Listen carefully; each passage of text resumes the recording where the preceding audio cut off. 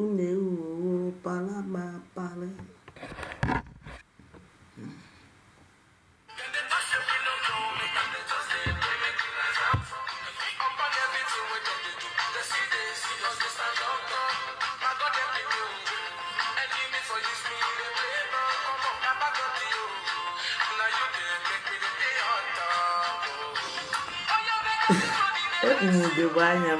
Manu de banyan di TikTok kadeba.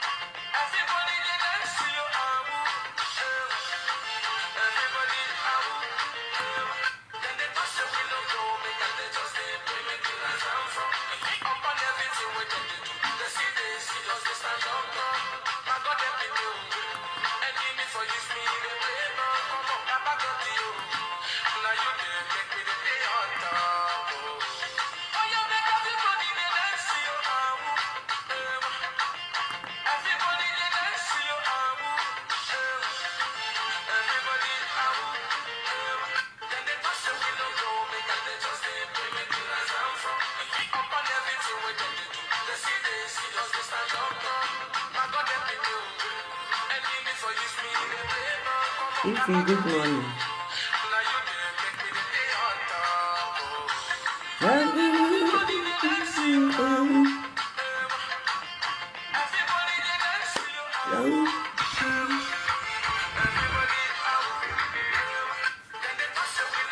Onye na-edelu m inbox na mpụrụ na box. Keli unu na amamife unu pụtara na TikTok a. Unu chọ every time unu na-achọ ịghọchasị mmadụ ọnụ. We are advising somebody na di emere in support of ife ọ na-eme. So we are na-akọrọ mmadụ ka ọ ga-esi mebe ebe di like ife ọ na-eme. Ka ife unu na-edelu m inbox. Ekwu m okwu ka nwa nke mmadụ, but for the fact na omepe n'ọnụ si na di like na ọ di enyere ego ahead, then why are you expecting me ka m bịazie na-agwa ya ife ọ ya eme, married woman for that matter? Na wafọ nna onye desikwa nna m ozi biko ife ọ na di mmadụ kwadoro enya na-esi hapụ enya na-eye ama m ọnụ na anyị ọ gbasala ụnụ na di m aya ekwe ka m otu a does not mean na another man ama like ya. Onwe onye ọwụ na solidie ka o si wee fudie biko onye ọ na solidie ka o si wee fudie ụnụ ma mgbe m kwuru okwu ebe anụnwa di m siziri my phone. Di m siziri my phone. So onye ọ na-amalụ nke di ya na-eme ọ na-eme mụnwa na-atụ ụjọ apụrụ mechi platform na adị free because adam abịa n'izi life duto m mụrụ nwa platform ma adị free ndị agodo ọ na nwa m laghị ụlọ anọ n'ime ebe a 1 hour kwuo okwu ana m atụ ụjọ apụrụ menyu ọnya ka m ji ekwu okwu ya ọsọ ọnọdụ na omenyu straight ụnụ ma mgbe onye dị m ọsọ na TikTok so mana onye ọnwụ na ahịa ahụ dị same onwe mgbe di m nyere m ọsọ na ihe a yọgidokwa okokwa m mbata.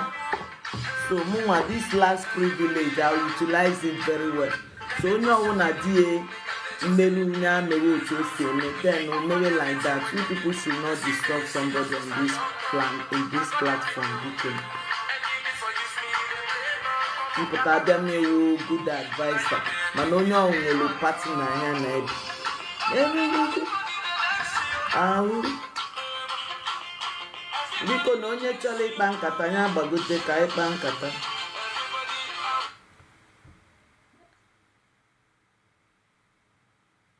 Ndị pure water kịta ka unu na-echete dị kpata icheta m egolu na m ebe ọzọ.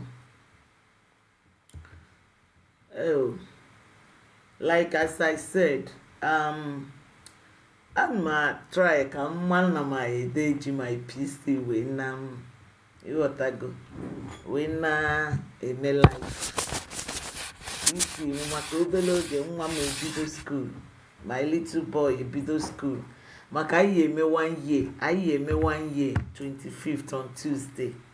anyị eme 1 year my handsome son. Enuma na ụmụaka ọwụ na amụrụ na November, ụmụ ọgbanje Chineke na-eme ha ọfụma, ha na-awụ nnukwu nwa. So o nwere ihe m chọrọ ka ngwa ụmụ nwanyị ibe m. Anytime you see me speaking, I speak from experience, and I like giving a healthy advice. Anọ m na nke tigbuo, kpọta na ụmụ nwoke tigbuo, kpọta na ụmụ nwanyị tigbuo. Anọrọ m na ife nọ na-ewu, let everyone be valued. Let everyone be valued.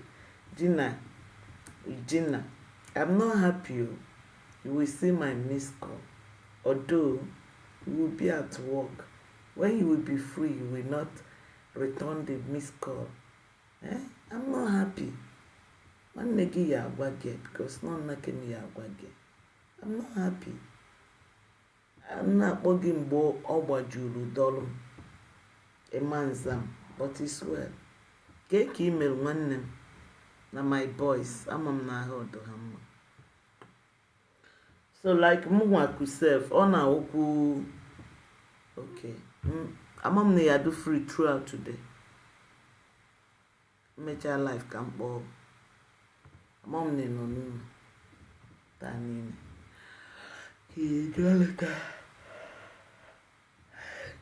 There's something we don't understand. I try ya kai bielu mmadụ ndị a. That is when we are making mistakes. I heard a lot of people now, you have been clapping for Okonu. You have been clapping for Okonu. Because I want to ask you people question. Does everything Okonu Kulu? Does everything Okonu Kulu on this platform? Does everything Okonu Kulu on this platform false? Unu nwere ike ihe eti ụka ọnụ for all I care. Thank you, but me, I don't hate people. I corrected people. Onye mere ife m call out correct here, I go on. Thank you, my sister. I don't hate people. The only thing ụka ọnụ ji akpọ m opposition here wona I don't believe what he believe. But to make me to hate him, no.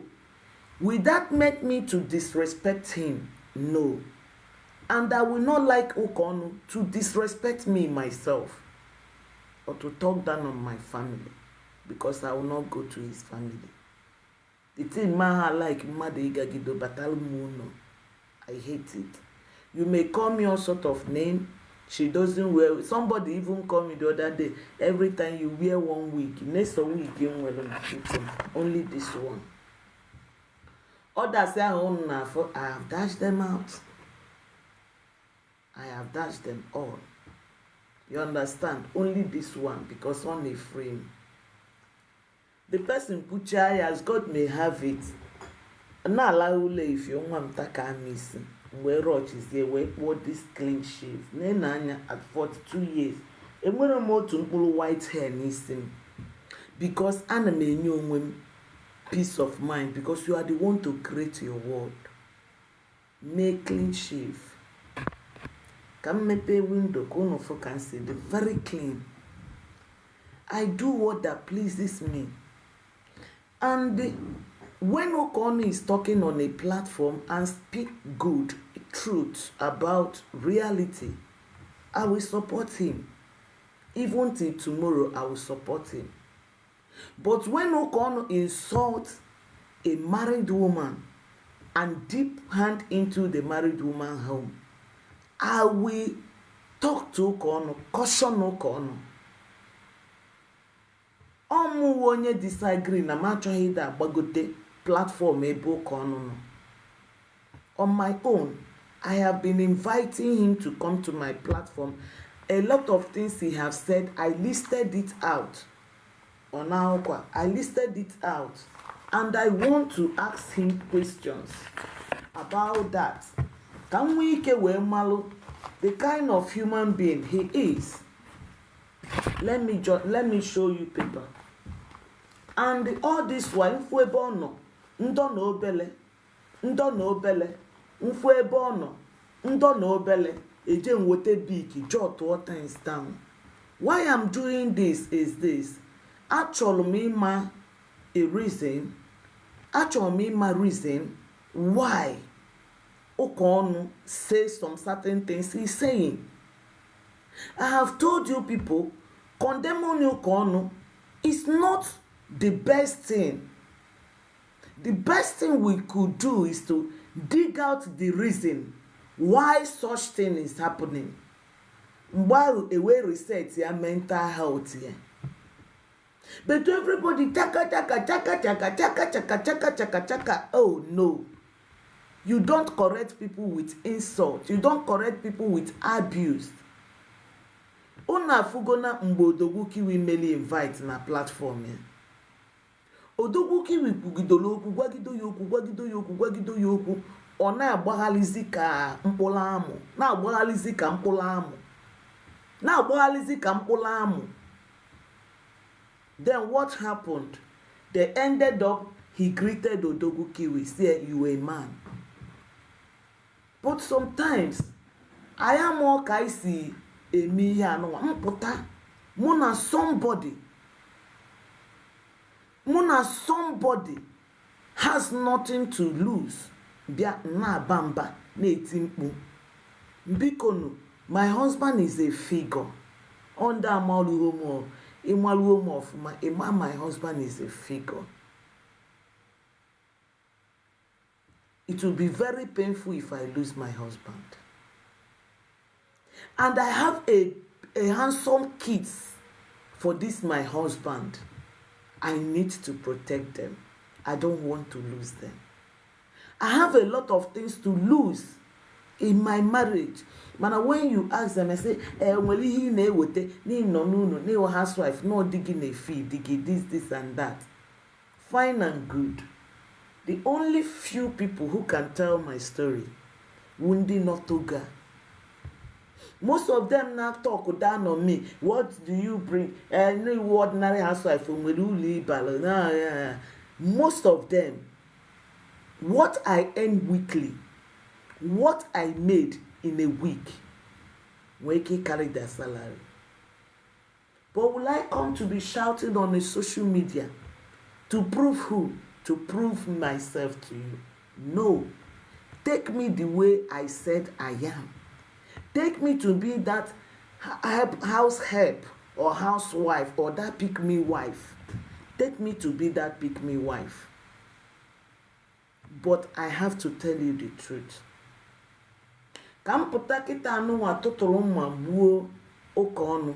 No.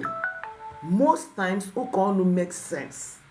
But in the multitude of his words, there are a lot of insults on the other agenda. That is where I am against him. But to hate him or condemn him, I won't. But for going into somebody's family again to insult a married woman, most times he always said, if I talk to a woman, it's automatically I talk to the husband. Then why did he trigger to insult this woman yesterday? To the extent that he went far into the family to insult his fellow man. Okonu, you have many things to answer. You have many things to answer. I am not here to disrespect you or to command you. We are age mates. You said you are 42 years. I was born May 6, 1983. I am 42 years as well. I am not here to disrespect you. I am not here to talk down on you. But I want to have an interview, a round table with you. Because ndị Igbo tụrụ si na gbalagbala gbafuo oke ọwụla ala. Gbalagbala gbafuo oke ọbụla ala. Now, ịdọ nọ na alahụ ụla. Nwaanyị ịkpalele. not today in America, mepe life for over how many hours? For over how many hours? By now, ndị na America na alaola, but she's still awake. Sometimes we don't know the damage we are giving to people. We don't know where our words are going in the life of person na igbalo. Most times, we don't know how pierced our words have pierced people's heart.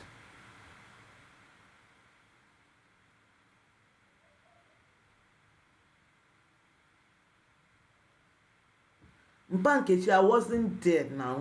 I wasn't there. Sometimes soon I wasn't there. Even when I was in Precious, Etetemola Precious in Denanke, I said Naman or there. I wasn't there. If I know Nanke Precious Keta come now. I wasn't there. That's why I said I will not judge for now till I got to hear this boy again. Unu manamad onye ya n'okwu a comment ya na nke nnụlụ gwakwa unu na ma nọ ha ebe a pụtawakwa because mmadụ maile m aka n'imu nụ m ka esi wee kwuo si wee ka nwaanyị nọ na be di no o weje nwa na akwụna wenatalu die kai. Even if no nwere ife Precious gwale, that one is a big slap. Let him talk to Precious direct na. Dami buru mkpali bujelu nwoke ibe nọ n'ezinụlọ is very far. Although if I speak this way, he will tell me no kwanu di mmadụ ka ọwụ. But your wives don't know. Your wives don't know these things. Your wife abụrụ ndị Igbo. Yes, ịjụ eketa ọsị gị n'ọkwa di mmadụ. Mana eziokwu ka nna ha achọ ịgwa unu. Ka kwụsị na okwu anyị na-ekwu. Now, he has the absorber to absorb his own words and sleep. But this person now enwero the absorber to sleep. A lot of people apụtazia na-akọ. Ịna-aghọta ihe m na-agwa unu. I am not here to condemn. Ọ ya abịa mụ na ya nọrọ na this place wee kwuo reason o ji wee jegido wee banye n'ime be mmadụ ije kpali di mmadụ. Ije kpali di mmadụ because that words ojugo to yes, that words kalele, that words jelulu. Although this woman ka ọ gwara okwu, he talked down on the wife. He talked down on the man. Oh, the very bad. Very, very bad. Can you mind there the things I na-ekwu? Mind there the words I na-use. Ịchụpụna nke gị jedina ana. Somebody nọ na America. Mụla anya mepee life a na-ekwu okwu otu onye wee luo by this time. You gave people sleepless nights. Ka ikwu okwu n'okwele anyị ekwu. Let's talk n'okwele anyị ekwu. Ka ikwu okwu n'okwele anyị ekwu. I am on some words ni ekwu oje pierce ya heart mmadụ. Or pierce ya heart somebody. Oge ụfọdụ okwu ọnụ anyị na-ekwu wapa mma. Ọ wapa mma. Ndị ọzọ na n'otu anụnwa na-eche onwe m. How come? Sometimes people say na ihe na-enye ha nso. Imo oni ife ikwutelu n'ọnụ gị na-enye gị nsogbu. It is quite unfortunate. I will hear from you. Yes, the disrespecting. I didn't say no de okwu only okwu, but in his multitude of words, there's a lot of abuse, verbal, to the other gender. And that's why in the copy any place in Potalon or no na comment section. Blue big use would date wow. I have written him. Nan Choloko Bia Kamunenwe 1-on-1. I can even lock the comment section. Let me ask a lot of questions. Because the first time I met him on this platform, I had all energy. Mba to lawyer. All of a sudden, Mfude mmadụ say, no, I step down, I listen. Mfu di ihe ọ na-ekwu. Mfu na ọ na-promote ihe o mere. And anybody can speak from his own experience. Otu say speaking from a very healthy, good marriages, and somebody is out there na-akpali onwe, na-akpọ pick me wife. Somebody call him pick me wife. I can feed that person for 3 years because ngal na profile ya nenekate funo ndị na-ahapụ occasion ha nọ na moto mmadụ see foto. Funo ndị na ka ha belong or you just want to belong. Yes, but I can't retaliate now because ejighị ofu wee mọnụ, ejighị wee mọnụ. Onwe anything no one no onwe ihe nje kpọrọ onye ọ na-alụgo na m nso ya ma na adịla onwe m simple. And the next thing you teach you another lesson to be more invisible to ife people chọrọ ka a na-eme. Wo number 1, the day my father died. I am the most beloved daughter of my father. I am the only daughter my father called Mubia or God see him the next day or more. He asked for 4 things. I give it to him. I was saying more about that day. Togo. I left. I was born in Togo. The next morning, my father changed. He answered me very well. But the day anyway, my father, I cried. Not only who my father knew, but now say, Daddy, no, Daddy, it's normal. My father could not.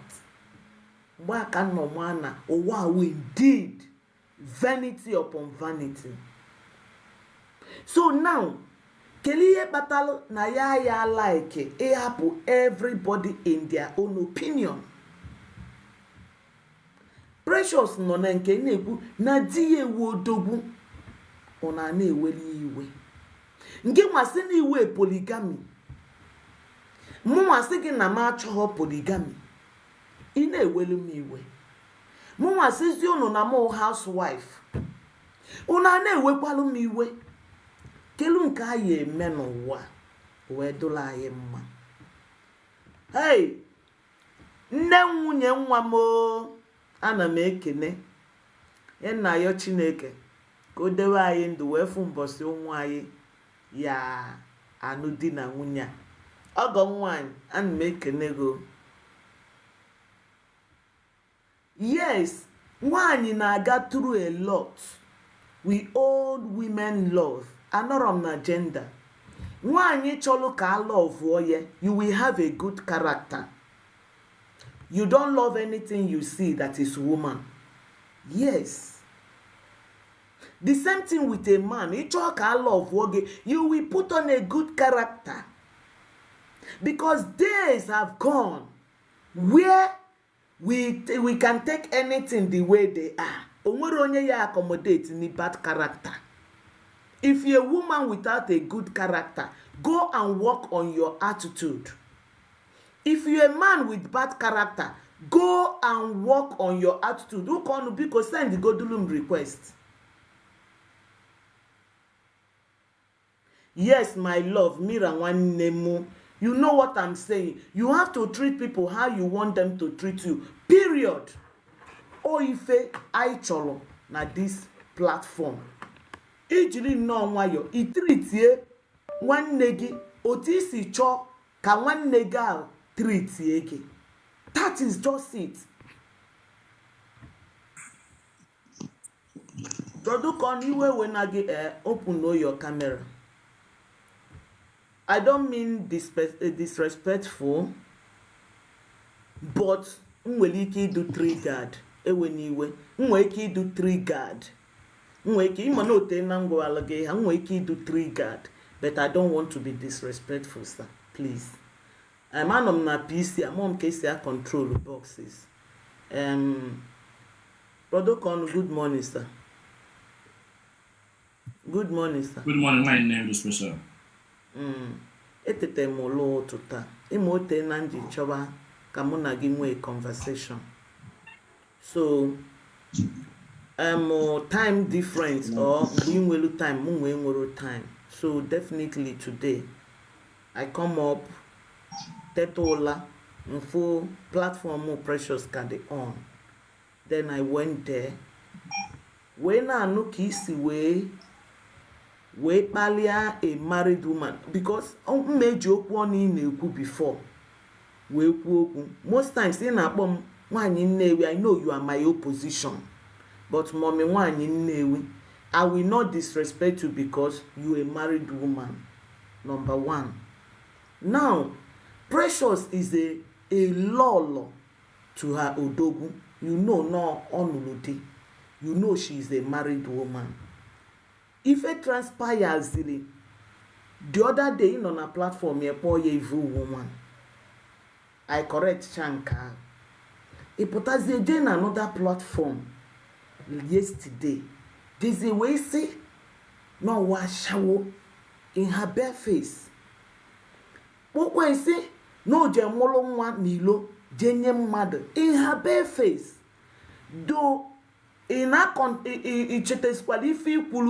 that you don't disrespect married women because no kwa na egwala ha no di ha ka egwalia ichetesikwala okwu ahụ ikwuru. And why did you makpu aka na be mmadụ like that? Ajụjụ na abụ ka njụ eweniwe before I bịa na question anyị.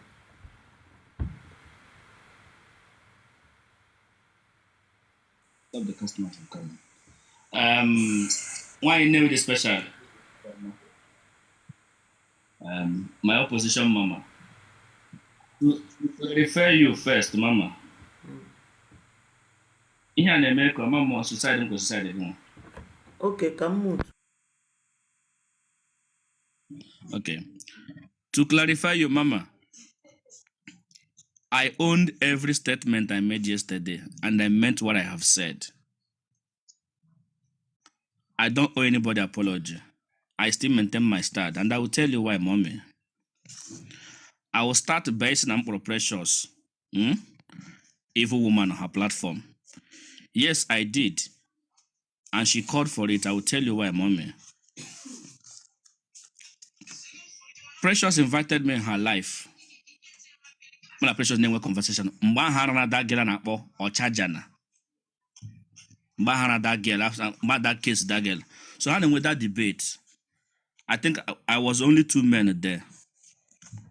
One Mr. Miri and myself. And the next day I was one. So Precious Wejomukon, what is your own take in this thing? See, Precious, for me, is a lie. Awesome why? Awesome why? Msia, all people always joke now the woman of the house they involve. Now, mommy, why didn't let me ask you a direct question. How long again I'm gonna budina wine, mommy, why anyway? I will muta motor para. Then more budigi. You just bought one nigga one as a sex girl or a helpmate in a family. Then more work on budigi. Now one more cake and one again motara. We turn on na my otra as a housemaid. Na for how many years? Esem na gwa nwoge one in newu ni wunyem na ema. Esem ne man he was in agho. Kan gwa isi na agho mommy. Nwatakịrị abara n'ike. Enweghị mere nwatakịrị abara n'ike ga na family gị na-change. Body ya na-change to the extent that otu rekasiala esem na gwa nwunye mu na emaro. Ị na-asị asị. Because nwaanyị na-afụ nwaanyị ibe ya mgbe ahụ ya change wara.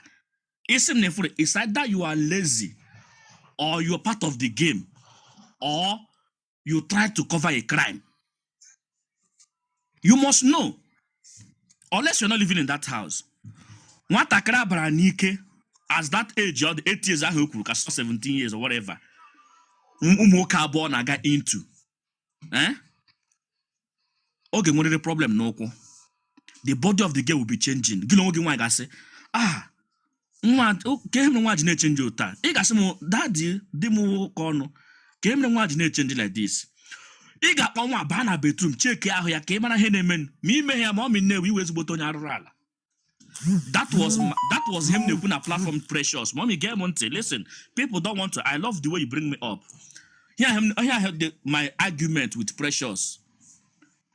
And Precious was trying to understand. I must be honest, I love Mommy Precious. She was my friend before. Let me be honest with you. That conversation now got on. One lady, if you permit me, I will call her name. Okay, please. But if you Bikonu, na Precious to talk saying, I show that kind of insult. Bikonu, I show they target that woman here. They anything no del. I'm having a conversation with Okonu. Then he send the request to come back when I want you to come back. Actually, my reason. For no reason, anybody did that rubbish about her. Kelun can make somebody moderator. Ke block all of who's boom. Can make somebody moderator. Ke block all of who's boom. Anybody that look back about that woman here, block that person. I hate insult. I hate insult. Bikonu. Onyanwa kwa na nwakpo ya ajo afa here. No insult. Because unu na like iji insult a correct ife kwesịrị correct or this. Gina amamneka na eba. No insult on her. Or anybody, even who come here, should not be insulted. I beg all of you. Kama da listen no nwere ihe mme. Go on, sir. So, mommy, thank you very much. Can you guy biko? Onye kpara ndị mmadụ mana onye kpara biko ablọkụrụ ha on that ka m ka like onye kpara ụka ọnụ let them ha the way ha na-ede biko n'ugwu gị hapụrụ m ndị nke m onye na-akparị m chịkparị ụka na I like am make me na akparị elu na platform anyị akpali gị biko ka anyị nwee conversation. This is what I thought. Okay baba aghọtago m. Now mommy, oge anyị na-enwe that conversation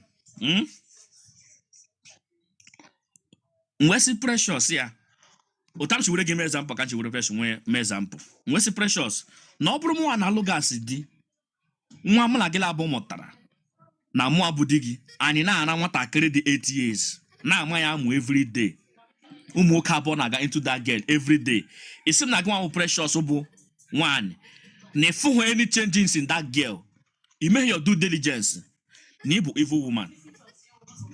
If you be evil woman, she report just like the way I called you now. You see, I need evil woman. All that listen ne marrow. Need evil woman. Also, how do I mean? Can I portray it? Precious ne maybe come understand though.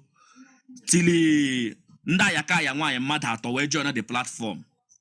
We was okay on ye. You see, Precious we jump sim. What of Nkam in Enugu State? Nwa na nwa ya. Mpanana when see Precious here. No thing no kita na. Because I like to use people as an example. Msi Precious thing no kita na you get quick to na digi ga na nwe mutara na afọ. Or say don't use me as an example. I say no. See you get quick to na digi ga na nwe o mutara ge. Or say no. See muta mu no kita mu abu nna. Mani newe. Na enweghị m ike na nwa mụrụ n'afọ. Unless ma nwunye m opura side tuta dị ime we boy ka ọnụ n'ishi. Awesome, what do I mean? See, mommy Precious. See, when you walk in the wa gapota, and I want more trana ya. O jamuya when you, or less, my munia more plaza to team a bomb mission or burung kemua. We say that now, I don't agree. Now, here in the Enugu State, no with truth. Now, here evil plan to make men look stupid. That argument was going on. That is a conversation, a debate, a polite conversation. Nda we bruising sort we bia. Mommy never this special. Let me be honest with you. In here, Precious Jiworo Koniwe was a transfer aggression, not even a direct aggression. Because some wine down her biara. Biaba what or corner attack. Bongo that Mwesia and mommy why never this special. Okay, that's in potara. Okay, that's in potara. That na that here Nugu. Not the bad. I made the video. And I tag Precious on that video. Because him and Precious is not for evil woman. Fabra na men are evil. One woman potas that na mama dole mpaha na maha na ni buy. Msia madam, I will not be here in our culture. Isim ahonyo. in your platform. I can mention the name. Precious knows. Msia, don't come here and say that na ndi Igbo na ara nwa ha. Afu mo ebe mpa mo na nwanne nwa before. So open na mpaga anago gi. Ni kwuo na mpaga anago. And ọ na mpaga anago jụọ mma gị na onye ahụ abụrụ mpa gị. Ọ him gwara the woman in that platform. Na platform Precious. Si aga jụọ onye ahụ na onye ahụ wụ mpa gị. N'isi na ọbashi ga kpọta mpa gị kịta mpaga ahụ na gasị nwaanyị. Ge ntụ ụmụ nwaanyị. Mpaga na gasị nwaanyị ga kpọta mpa gị cheke DNA test. Onye ahụ wụ mpa gị. Mma gị na prasa tutu ime because onwere nwa nọ n'elu ụwa. Mommy Newi, Otino Kitana, let me ask you the same direct question. You get put on a waggy mpagi now. Your husband gana way motaria. Why Newi Sagoni Mojida? Although possible. Among the possible somewhere better than Bema. Even one may adopt the Maya no katametum wayaka. Mommy, God bless you. In here, I want you to Precious direct question. Precious after your insult though.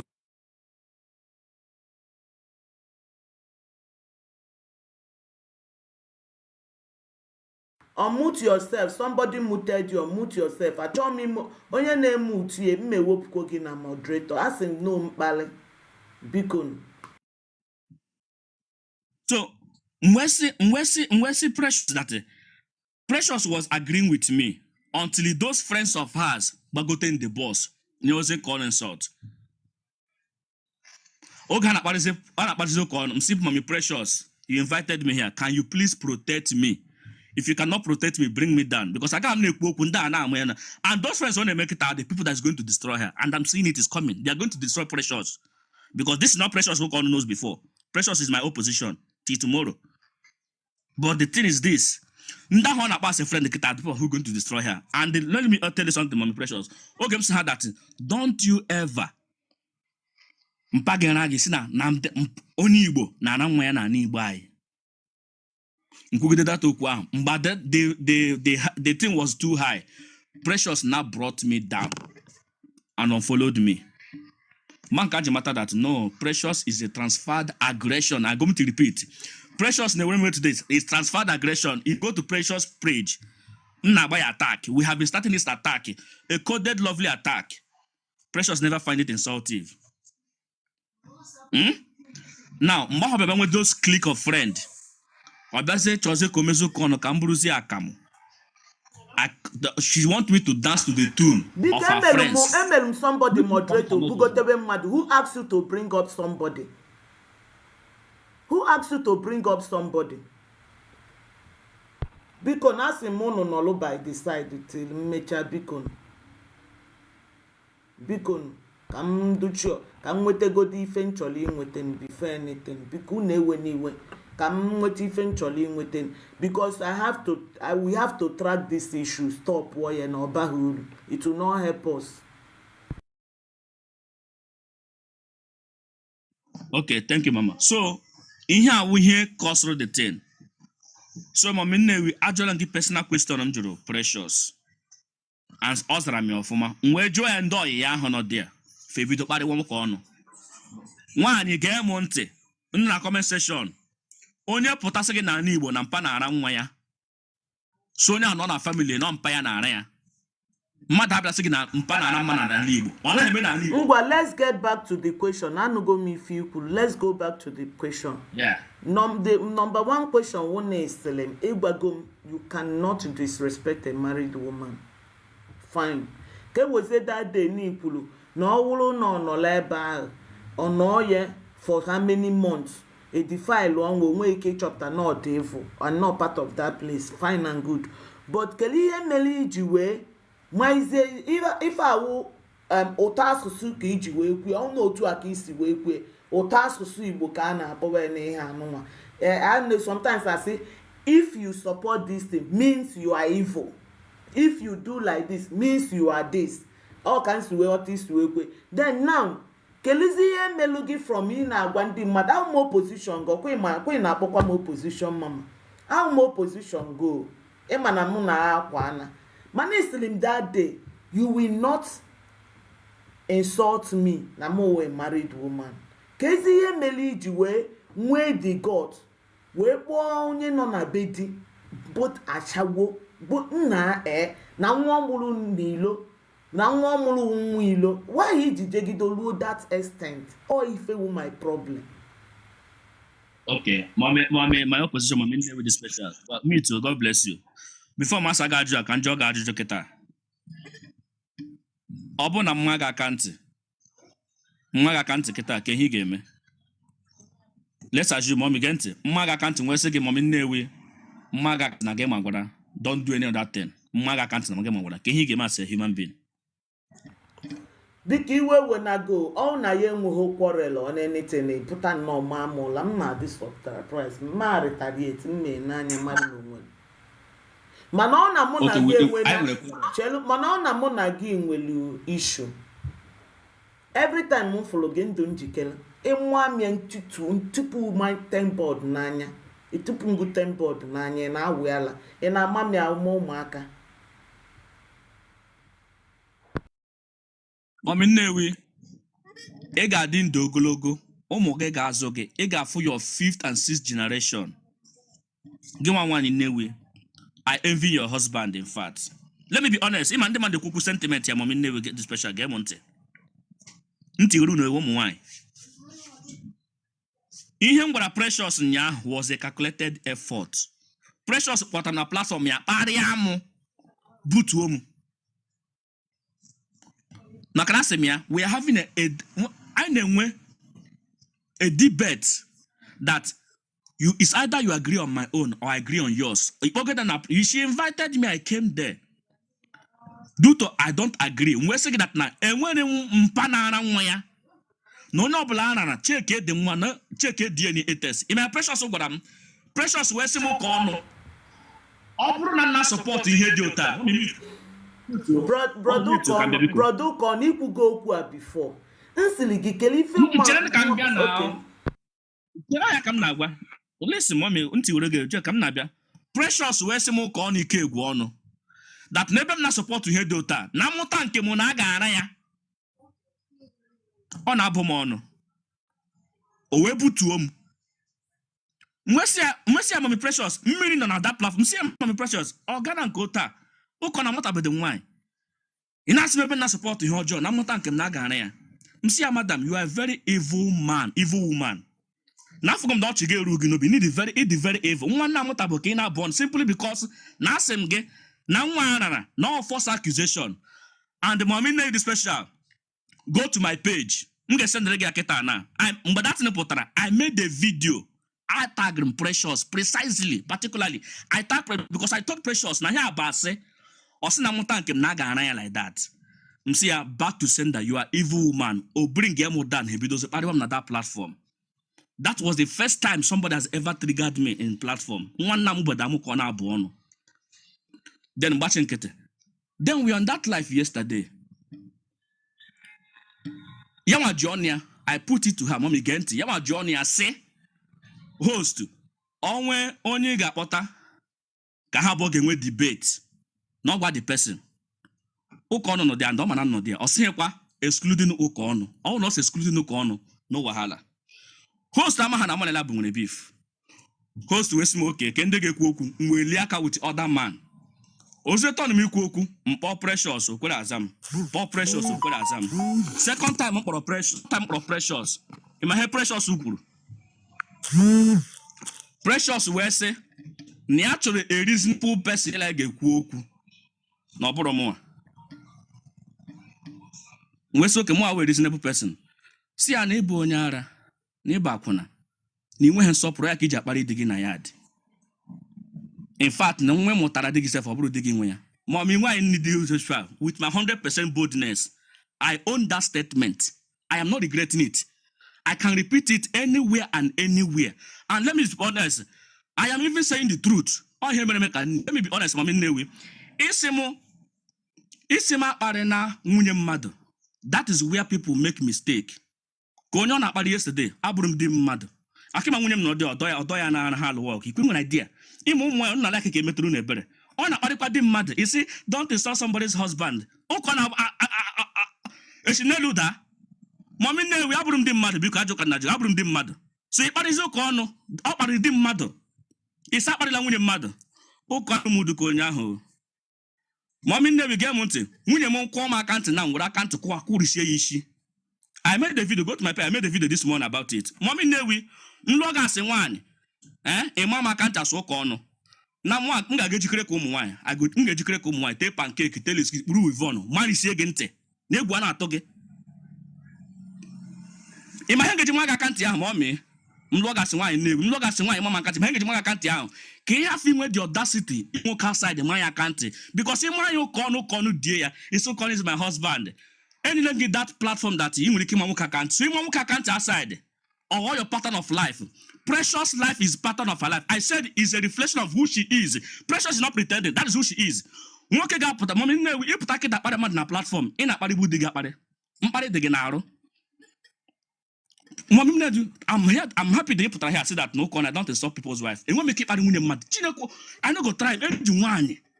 Mpota na adding women them mad. Maka why? Who goes me and my poara? If I don't happy. I have never done it. Can one gap time plan for someone that took on? I have insulted you before. I have never done it. You seem like a precious pariamo. So okay, when you put us tomorrow, okay, so on a chicken can win pariam because my wife was there. Each of them party say, oh, Con, he insulted me, but somebody insulted in a platform. On when him and home came down week. On hitcher. Age impressions goes into an example. Makadi Mama Hempe, that's in it, let him get me fa. Mommy get monte. A quarter no more can I say why I get happier. What can me a mugu? Because mommy get monte, my fresh mommy, will continue telling you. It might have you today. Charlie no go there by 4 hours. You are free. I have you today, Chelo.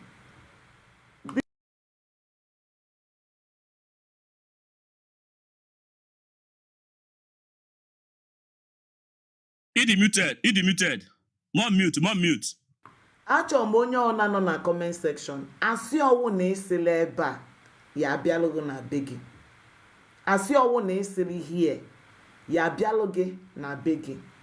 Onwe ndị nọ na life that day, yesterday na nke ọdụkọ. Mgbe before ụka ọnụ ewe kọwa ya ọnụ okwulu ọkọrọ ya. Bikonu. Ihe a ụka ọnụ kọla ebe ife melu die. Onwe mgbe o ji wee si na ọdụ unreasonable before ụka ọnụ wee bido wee ventiwa rubbish sizie n'ọnụ. Bikonu.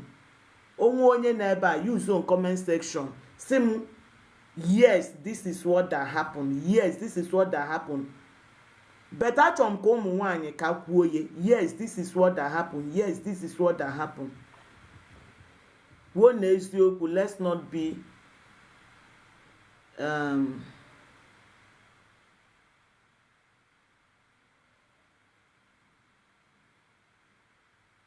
not I was there. Ihe a ụka ọnụ kọlụ here or ife melonu.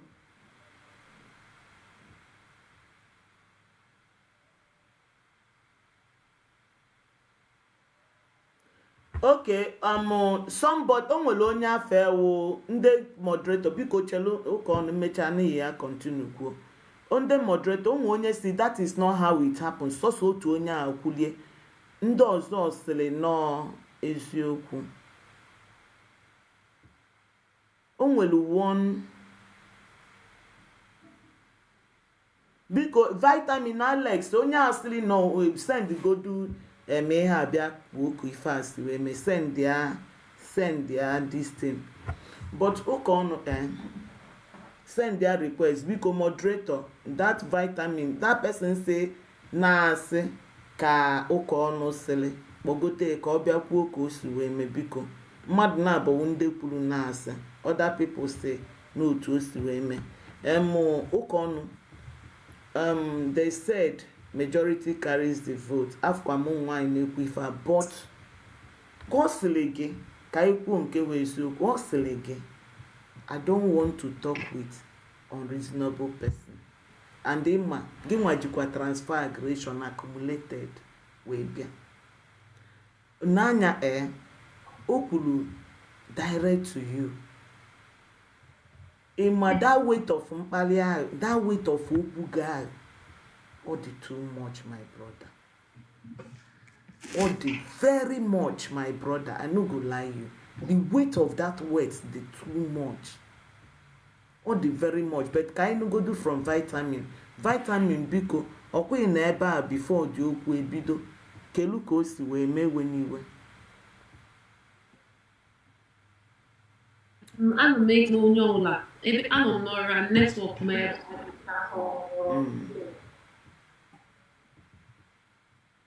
But I'm trying to, like, should you want me to turn on the camera or are you okay? No, ị nọ n'ọlụ. Ịchọkwa ịtọ on camera. I'll just briefly gbatu. Ka o si mee nya. Okay. So what happened yesterday, right? The lady, Precious, the host, if I understand very clearly, our host, na ya nye ya only the reasonable, no to an intellectual like conversation. Okay. Then, when the welitere aka, look on so na the welitere aka elu. The first person always conversation itself on the person no respond. Look all that about the first person oku with.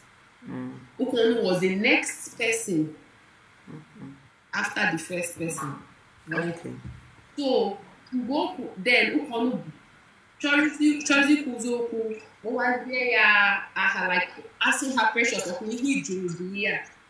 I think he repeated that thing like 3 times. The 4th time, the lady repeats the again to the host that also someone reasonable that she wants to have a reasonable conversation before Ukonu lashed at.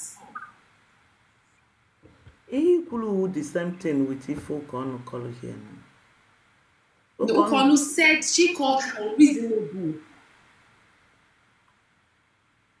Okay. But Ukonu si na the first time ha wunile aka na onweghị ndị ọgụ kọlụ ọ chọrọ ka anya na ha nwee conversation. The first person kwucha anya nwakwuo na-akpọzie ka okwu na ọ na-akpọ nye attention ka okwu ọkwa ife imi n'ụlọ ụka ọnụ. Then isi na ọgwazi direct ị na-ekwu na ụka isi na ọgwa direct na ọ chọrọ ikwu with reasonable na ọ chọghị ikwu with unreasonable person. But vitamin still now no ọgwalụ host no host ka ọ gwalụ not you. Nwaanyị na-ewe dị special.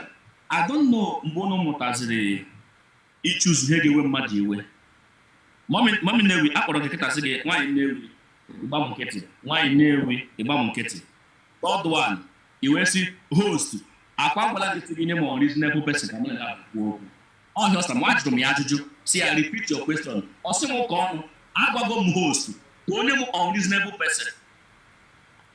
Nna agakwa m school. I am educated in my Ukonu or indirect speech ka na-akpọ nke a. If you call it indirect speech, na your matter, na him matter follow. Now you call it indirect speech. Let me tell you, in the political system of life, indirect speech is a direct attack, is incitement. If you don't know what it is, browse it. Okay, don't be offended. No, don't be offended. Ukonu is an indirect speech. Ukonu, excuse me, is indirect speech. Ukonu, excuse me, is an indirect speech, and it's because of you the speech was made. Simple and period. But Kezife Jigegido did that extent. Because he came back and make with your reasonable people is one unique. Ibuluku accumulative anger vent here like that. 2 wrongs. No man na control. No man 2 wrongs cannot make right now. Okay, that particular word there he drop. Ano life. Molanya. But game apona. Ipona. Ịpụọna jee lahụcha ụla pụta na your business okwu ịgbalụ mmadụ agwa and mana okwu agwalụ gị enwe ife iji okwu eme mana oli igwa ya mmadụ. Let me be frank with you. Ukonu butuzie nu vitamin. Ukonu, I am not here to condemn you or say na ejoka or na ejohụ. Ukonu, you really go far yesterday.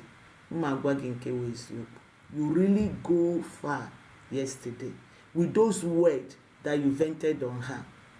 Ife nji agwa gị ọ bụrụ maka achọghị m ime ife gender chelugodo achọghị m ime ife gender biko nwanne m. Just one question. One question. Ndị mmadụ na-asị ụka ọnụ. That is to say, you know, mommy, you know that Precious did the bad thing. Your problem is that I went too far. Am I correct? Yeah, very far. Okay. God bless you, Mama. Let me organize a big conversation and ask you a very question that is coming to give you the answer. Me too.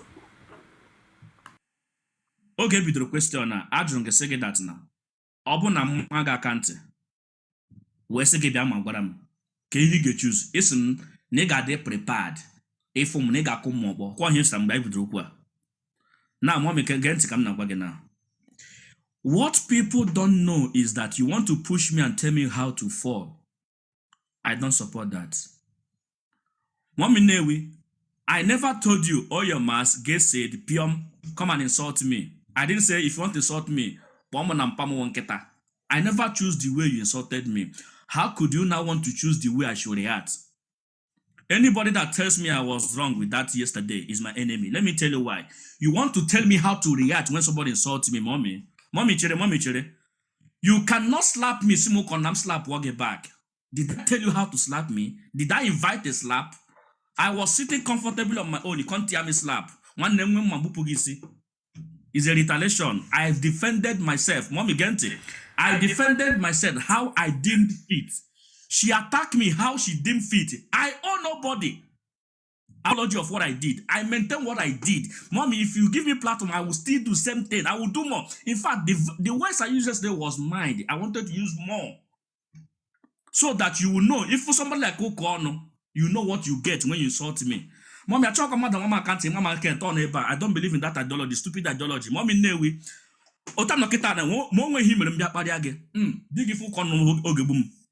Your husband will unalive me. If you insult my wife, as a man, I will send you to hellfire. Mana wunye maga kante. Nwoke wunye ina garuzo wunye maga kante. Nwanne tiaram. Ihe obiri ga ku wunye man ko ja ishi bupi ishi. Ukon is not coming there. Na she got look, mommy get monty. I don't believe in the madness. You want to choose for me how to defend myself. I'll day my house. I'm robbing piaka bem. Sumo kon why you use gun? Why you no use knife? I came rob you. Won't use knife. Mommy Newi, please. If you want to lose the respect you have for me, you can lose it. But mommy, I know someone like you. You are intelligent. You are very, very intelligent. For you even to allow me to be here. That's why I asked you the right question. Precious is no her job.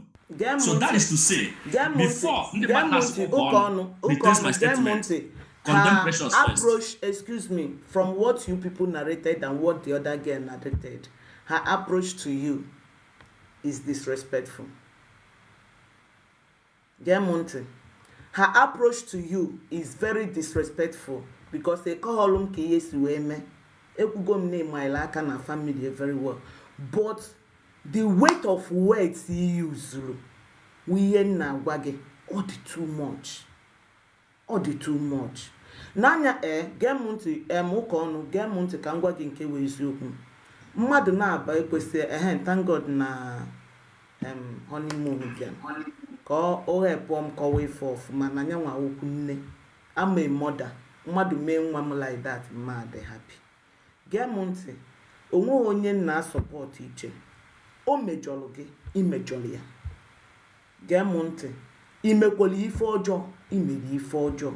Ịmaili aka n'unu and gemunti o nwere ka ọ na-adọ nwaanyị ịpụ mbọsị ahụ akọrọ m ọnụ na TikTok a wee kpọọ di m afa hai anwụchala na m dete nke ịbụa amụ na mmadụ aha wa aka ọdụ na ọha mepe platform nke ịbụa my husband stopped me from coming to TikTok. Ama m ife mmegidoro mụcha nwa yọbakwa uwe kwe. You understand? Then now, gị nwakwa just no metụrụ obele ife. iwe kọlụzie boy unu na-abụ mejọrọ onwe. You understand? Her approach adịghị okay, but your own approach will wait. Imane most of this thing ni iburu ye eme mmadụ ọ na-akpụrụ ọnụ onye nụrụ dị mmadụ di m o nwee ike ọ bataluo di m ya maka otu a nọ na platform ọ na-ege m ntị. Ọ na m enweghị ọnụ eji asa mmadụ okwu, ọ na m enweghị ọnụ nja ịkọ ọmụ ka nkọgwalụ gị no, mana na-eji nwayọ before m pụọ any platform asị m sorry kwa wee pụọ. I misunderstand m asị m sorry wee pụọ. Why njem ihe ahụ instruction, but man not everybody ka di enyele onwe ndị di like otu ha si eme. You allow them. Now all the go know to you when you use that kind of word, you really hey ipufe biko ka ndị batala ebe a ti godo ọnụ n'okwu ọ bụ ụna na-ekwu che ka ha kwuo chelu ha kwuzie ka ikwuo ha ya elitukwa o ka ha kwuo okwu ka ikwuo unu na-abụ too wrong, I no go lie you. Thank you no Star Honeymoon bụ ụzọ pụta. Unmute yourself Keno.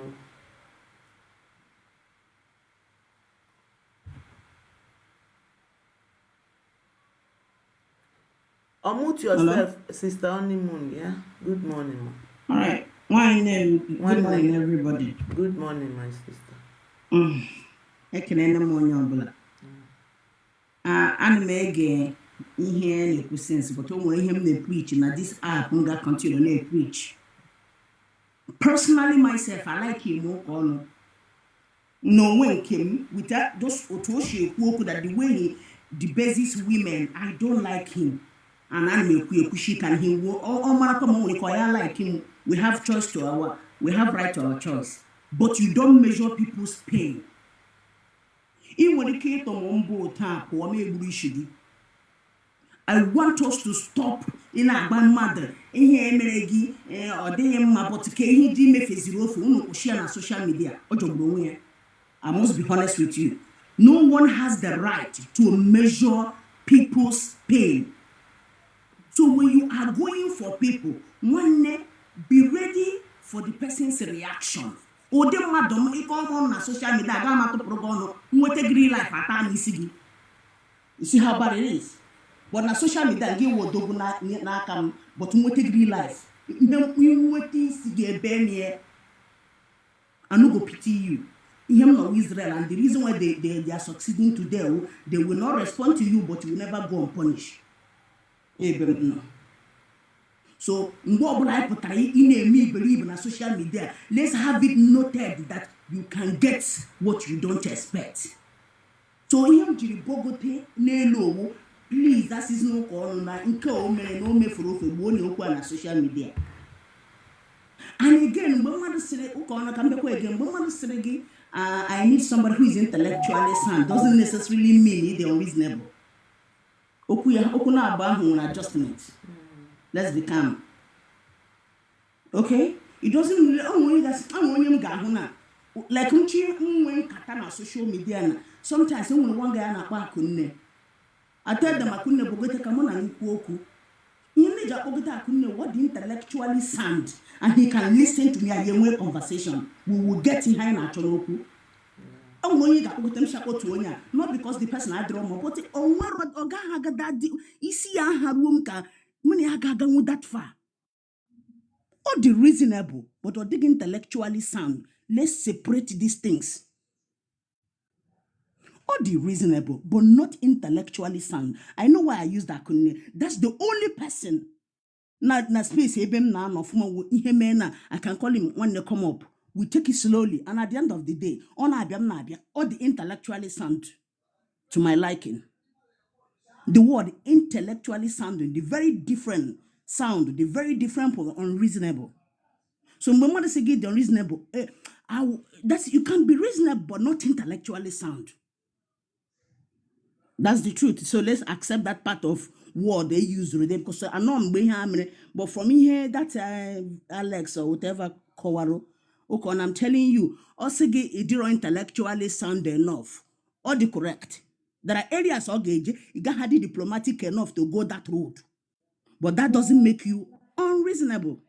And again to the lady, ihe ọbụla o mere gị for going for him, otu o si alụ ọgụ nke ya, you don't measure people's pain. Simple. I arrest my case. When you let me be down, I get any question. And tomorrow, okay? I'll make it that. No problem if you can. Okay. Mommy, you will like good. Of course, I'm a grandmother. Question. Okay. I'm gonna tomorrow. I'm going to say, Madam, why did you marry an unreasonable man? How will you feel? Depending on the connotation, depending on the concept. Mommy, I don't care about the coordination. Yeah, okay. Because that's on this that word the intellectually sound that now. Ijuru now. Utishi juru majuju I can answer. And I got me answer yes or no. Onwe business with yes or no. Onwe business with kedi no kowara. Maybe that sound reasonable. Maybe that sound unreasonable. Okay, God bless you. Now, let me tell you why I said that. Mommy, no, we to be okay. We are having a mommy, no, we to in America. Honey, I know a conversation that a man is bigger than a woman. For example, then it was no, men and women are equal. Your own argument, you're opposing what I'm saying. Then when we're having that debate, you were say host, you want to have a debate with somebody. A same host, no, you want to reason with unreasonable person. No host, I don't want to reason with the husband of Honey. I want a reasonable person that is not Honey's husband. How will you feel? In our church, I like the more church than that. I like the more God bless you. That church, I like the more church to get our church that our month. Now, answer me the question. Anyways, she stared it directly to your face. And the one you got already feeling bad. Oh, but hey, social media. Mommy, God bless you very much. God bless you. Different okay, my sister, come. Thank you. Thank you for coming up.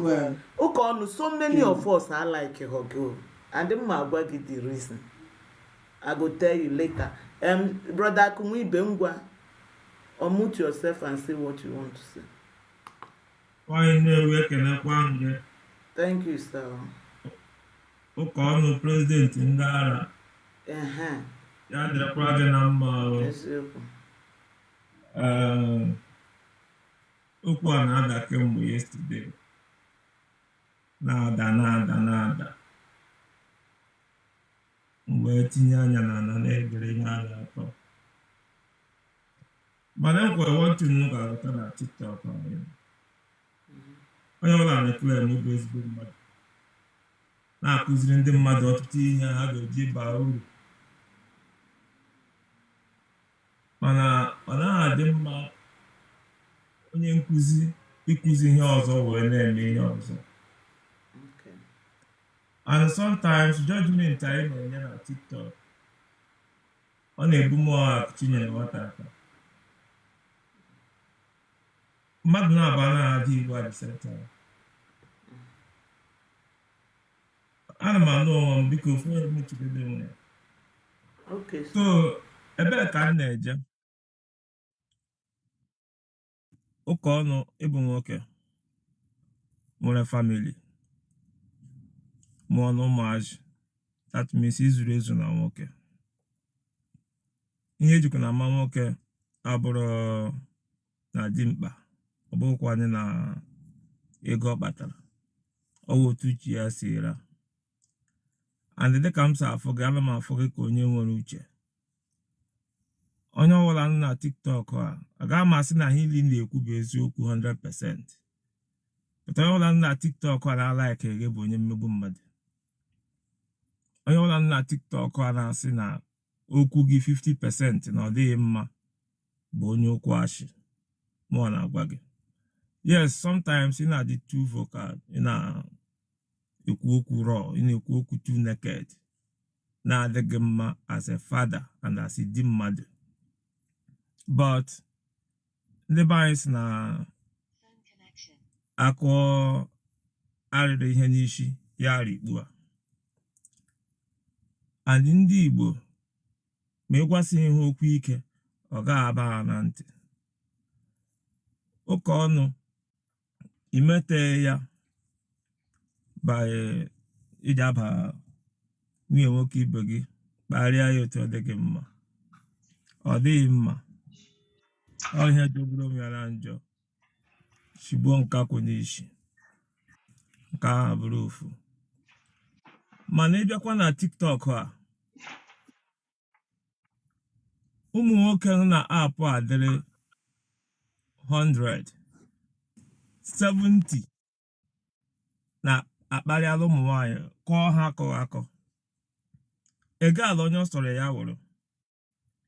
Ihe nji ama nwoke bụ ị nọrọ na TikTok ị na-agbagote bọs, ị na-abịa etinye ọnụ n'okwu, ị nọ na 1 month, 2 months, 3 months, onwebe nwaanyị si ya rie nshi, onwebe nwaanyị provokuru gị gasị ya rie nshi, ịma na iso na nwoke, ịma na iso na nwoke. Ọtụtụ ụmụ nwoke na-abịa kwuo okwu ka husband material, but mụ na-ahụ as husband material because nwaanyị provoke oge 1 minute ga-agwa ihe dị gị mma n'ọnụ, ịkọcha ya gaa tifuo akwụkwọ, ịkọrọ Nkechi kọgbuo ya gaa hụ Monica kpọm ya nwaanyị ọma. Ewughị ezigbo mmadụ, ewughị husband material anya m hoo ha. Then side nke ụmụ nwoke aga ebere ebe ụmụ nwaanyị nọ, nwanne anyị nwaanyị a na-ekwu okwu ya hia, onye ọbụla maka o si ekwu okwu, ọ na-ekwu okwu ka eze nwaanyị, adịghịdị nwoke ọhụrụ. Ibere na platfọm ya kwuo okwu enyi ha ya ebutu oge kparịa gị, kparịsịcha gị ahụ. Ya chọọ menye egwu, ana m anọ na line abalị niile, ya chọọ m agụwarị ụmụ nwoke ndị ọ kparịgara akparị. Ana m agwa gị sị ya agwala mmadụ, enweghị m anything with her. I like moto o si ekwu okwu sometimes, but mkparị dị ya n'ime. Nwanne gị ntị na TikTok a na-anọgo m na TikTok over 5 years. Ị bụrụ nwaanyị si na m sị gị rie nshi, ana m agbagote bọs ma omenaga aka ọnụ ga-apụta ịkpachi ịkparị m nhali ama ezitie apụrụ gị nchọme edele gị n'inbọs gị si gbaghara. Enwe otu esi eme ihe. Akụnwa ibe chelugodu Sharon ekwuru m ebe onye akpali na mmadụ at all here. Moderator onwe Sharon nọ na comment section level 14. If you write that in again, I block you. Thank you. Onye na-ewe hapụ onye ọbụla nwere opinion ide ihe masịrị ya. Na-ege ntị ya. Ebe na TikTok anyị nọ, gị na-enye preaching ezigbo mmadụ, wali bụrụ ezigbo mmadụ. Enwere ka esi ama ezigbo mmadụ. Ịpụta gị sị ụmụ nwoke niile na ọ dị useless, some ụmụ nwoke na ọ dị useless. Wali nwekwara edi n'ụlọ. Di gị so dịrị useless ahụ. Ị nwere ike ịkọ nwoke gị ya bi ọnụ n'ime ụlọ, kọọ ya ọnụ, kọọ ihe masịrị gị. Mana apụta n'ilo, a na-ekwu okwu nwoke ga-akwanyere onwe gị ugwu.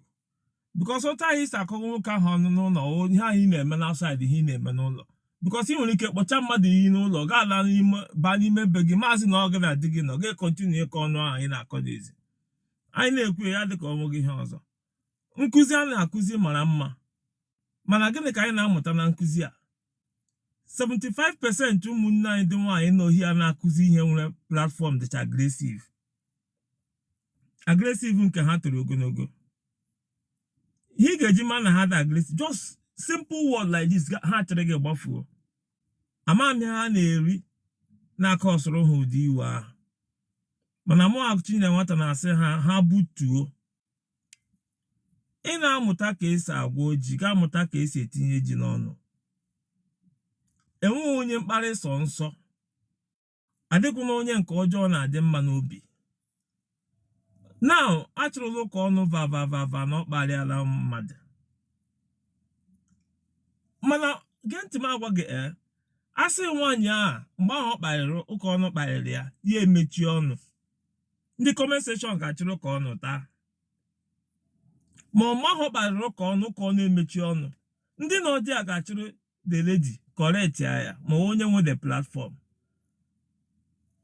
mana ụka ọ na-adara ya na bịa kparịa ya nwa kparịa ụka ọnụ enwe onye kasị bịa sorry that means na aba adachala ya a very big failure mụ anaghị ele uzu case ụdị ihe a ruru m n'aka ndị mmadụ ga-agwụ ya ji japụ mmiri anyị ga-eji aka ya nara dị nsọ mụ na-agwa ndị mmadụ saa hapụ ya pụọ ya koretiwe onwe ya na ha ji ekwu ya awụghị ihe ọzọ ụka ọnụ a lot of people na-ege gị ntị na TikTok ama ma orube 6 months ịbịa TikTok mana onye hụrụ gị eche m na ọ na 10 years anyị ma ndị bịara mgbe ha bịara hịa nwaanyị Nnewi anọghị a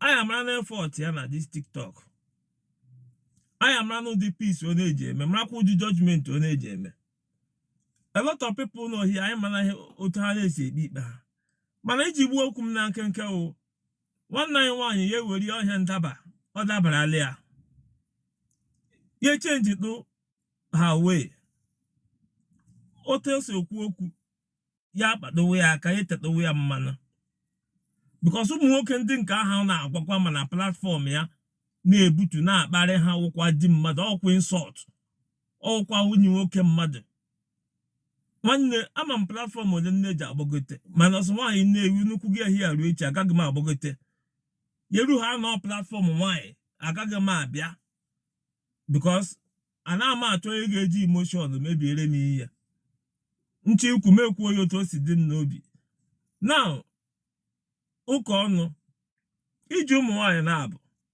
ịchọsịrịkwa m na ụta agala nwaanyị asa akọghọ ọnụ ụtọ gịla ha ji akọghọ ọnụ mba na biko de metụwara ụmụ nwaanyị ebere nwaanyị ehi ụra kemgbe abalị enwere ike ịlakpụrụ alakpu mana anyị nwa nọ n'ụzọ mụ anya amara ihe gaghị anyị ma ndị na-ebu amụma ekpewe ekpere na anointing na ju ohi a ndị mmadụ na-ada na anointing na TikTok a ha bịa mepe ọnụ gị na-ajụ ọwụ ndị a ndị mozi na-abịakwute na-akọ ihe a ha na-akọ because anọ m here since morning na-ahụ ihe ụmụ nwaanyị na-akọ n'isi ha na ọ na-apụta ndị a niile a na-akpọrịkwa ụdị mmadụ na enyi nwoke mmadụ asị m sị nke onye echiri ya ezere ụka ọnụ ya ma o ruore gị iji asị ya na-ene na enweghị ihe ọjọọ iburu ya n'obi gbaghara ga-agụ ya ya kwere ma o ruo uru gị nwanne gị were ụwa otu isi hụ ya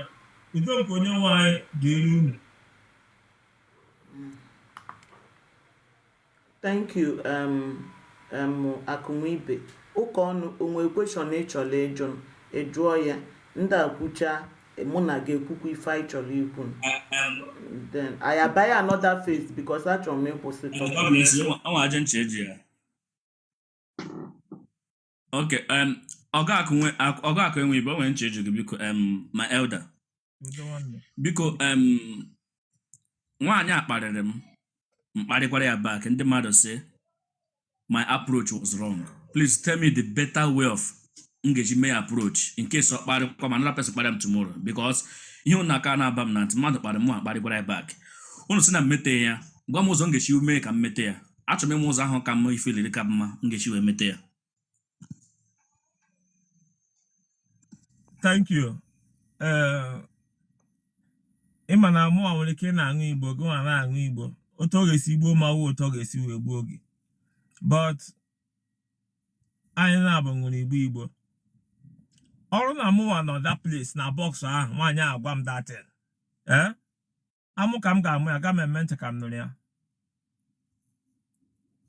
mụnwa chinye nwata na-agwa gị eji m onwe m enye example ya rụ na mụnwa na bọs ahụ nwaanyị agwa m datin amụ ka m ga-amụ ya aga m eme ntị ka m nụrụ ya mgbatuo mejederi ya si ya nwanne m nwaanyị emenikwana m ekparị gị mana ịkparịrị m batị because of na ama m na ịnụ na di na aga m akparịkwara gị ma hapụ ya gawa ka m jụọ gị ajụjụ ọzọ iwe wela gị ọgụ akụnwe iwe wela gị biko gịnị nwa aha gị gịnị nwa aha nke mụnwa ex ọ ya ka m jikwa gị sị anyị na-abụ nwere ike ịṅụ Igbo otu ọ ga-esi gbuo gị awụ otu ọ ga-esi gbuo m Duto na Man, iwe wela gị biko onye isi iwe wela gị. Gịnị wa aha gị nwa? Gịnị wa aha gị nwa? Biko iwe wela gịnị wa aha gị? Duto na aha gị wụ ụka ọnụ ahụ m awụrụ akụchi nyere nwata. Ị ga-eme otu o si dị gị n'obi. Okay. Chimgozie gị. Ndị jọga ajụ akịta na Chimgozie my brother. Ịma ndị tere bụ. Ajụjụ jụrụ mwụ get the right way ị nwere ike iji wee protect onwe gị wee si ebe ahụ wee pụta. Akọwa ajụjụ jụrụ. Yeah. Oi for you, brother. Yeah.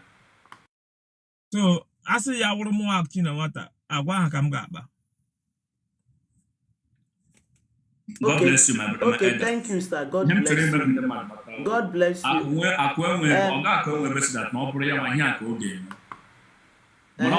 Okay, Auntie Chacha can try Brother Akunwibe, please, thank you, sir. Thank you so much for asking Kampota Pogote and Chacha Beta Popugo Madu Pogote. Thank you, O Akunwibe, for your submission. Emokono, some amam no on in way case and mana when you are in your closest, when we somewhere waiter, you will make some corrections, I know. So thank you. Just be a good listener before Monage apelekwazi in our next section. Oh, now will another thing I anyway. You know go. One name one, Chimi one name on mutu. Oh. Okay, well, you know, good morning. My love, good morning. Good morning, everybody. Because opinion I'm getting. Why know I'm not working from home? Okay, your background went to Rico. When people something that I hope I'm precious, then I will go down. I'll be listening while you discussing all that topic. Okay, stop your man. Oh, Kaimut Kelne. Good morning. Okay. Good morning, everyone. Good morning, Wayne, for this opportunity. I'm here as a sister to Precious and a sister to Ukono. I joined, somebody like me joined TikTok last year, September. And that was the time me to Precious, and we have been good friends. Mu amarakwa no kono at the beginning on adabaramene until mama to dimado. And yene ekwoku like Mary Jega where that I wear as Abekeleke rice. So you filter whatever you want. Ndinke dem magi you ndinke na de magi you overlook. Yesterday on na platform or docom behininem. Well, I was listening at the beginning. Behinine Okono. I will tell you the truth. Monagi Kuola.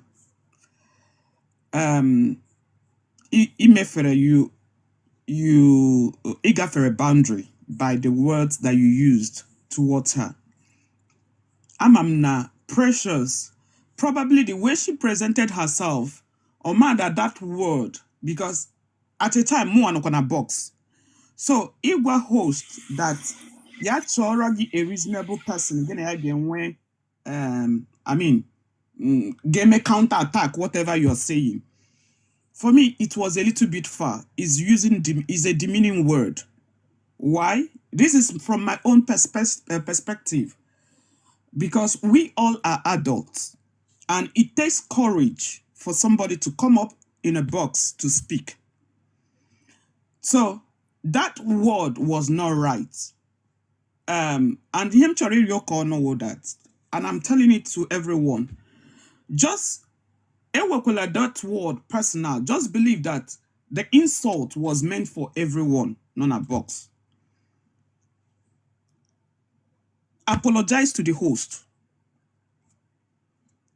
I might not ask you to apologize to Precious directly because I'm a Mudem Madeo and Iku Chala.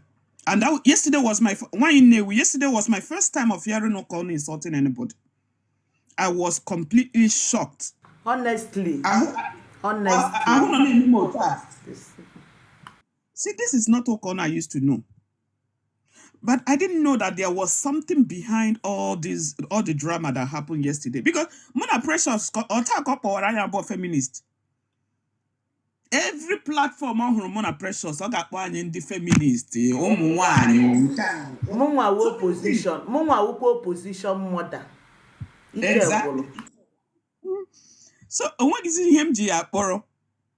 So Okono, sincerely, please go to, because one, I won't nanny Precious. I will not even say Precious because the husband that you insulted and the host. So go to the host where may I apologize. And I want to as well, Mom Precious, by this time she must be sleeping. I want to apologize to her on behalf of every woman. Because I will not be happy. Let's tell ourselves the truth. It was out of it. Because no matter how angry you are, no matter how bitter you are, I'm telling you this as a sister, you are a man and I respect you. Never you insult a married woman. You can use any other thing. Because insult. So if you want to have any banter with the woman directly. Don't bring the children, don't bring the husband. Because and peace reign. If there's a way, I have a question for you. Brother You Kono, know I can don't you, like you. Brother You know I don't Kono, like you. And I Brother don't like Kono, you. can you allow Andrea, him to question. come finish now? Bikon, can you allow her Okay. to finish? Bikon, oh, allow her to finish. Bikon, do the equation. Mommy, Chacha, I'm going to go Yeah. on. So him here because no wona platform Precious ka here mere. Here a platform on yours. So you will start by apologizing to the host because all Yawaki to Ranya the first place. If I have the opportunity to speak to Precious, I will still speak to her. That in a platform, because I'm a public speaker, so I know the kind of words I use. In as much as that some of us are very intellectual and we have all our qualifications, we should never look down on anyone, no matter how little that person may seem. We should never look down on anyone. So, and as host, let's remember that people that are coming to the box are the ones contributing. They don't have comment section, they are the one making your life to go. Because it will not be good. So let's accommodate everyone the way they are. We all are different. Our opinions varies. Abroad today, I'm in the UK. And diversity and inclusion. We all do not agree in so many things, both religion, both race, but we respect one another. Nobody knows the qualifications I have. Nobody knows where I'm working. But I come out to the Mpiana TikTok is to encourage people, bring my own 1 cent to contribute as Igbo people. I don't join any community that is not Igbo speaking platform because I value my Igbo people. So let's respect everyone. And when you are speaking, speak. Let's try to be civil. Communicate with respect. Pride and ego at times can lead you nowhere.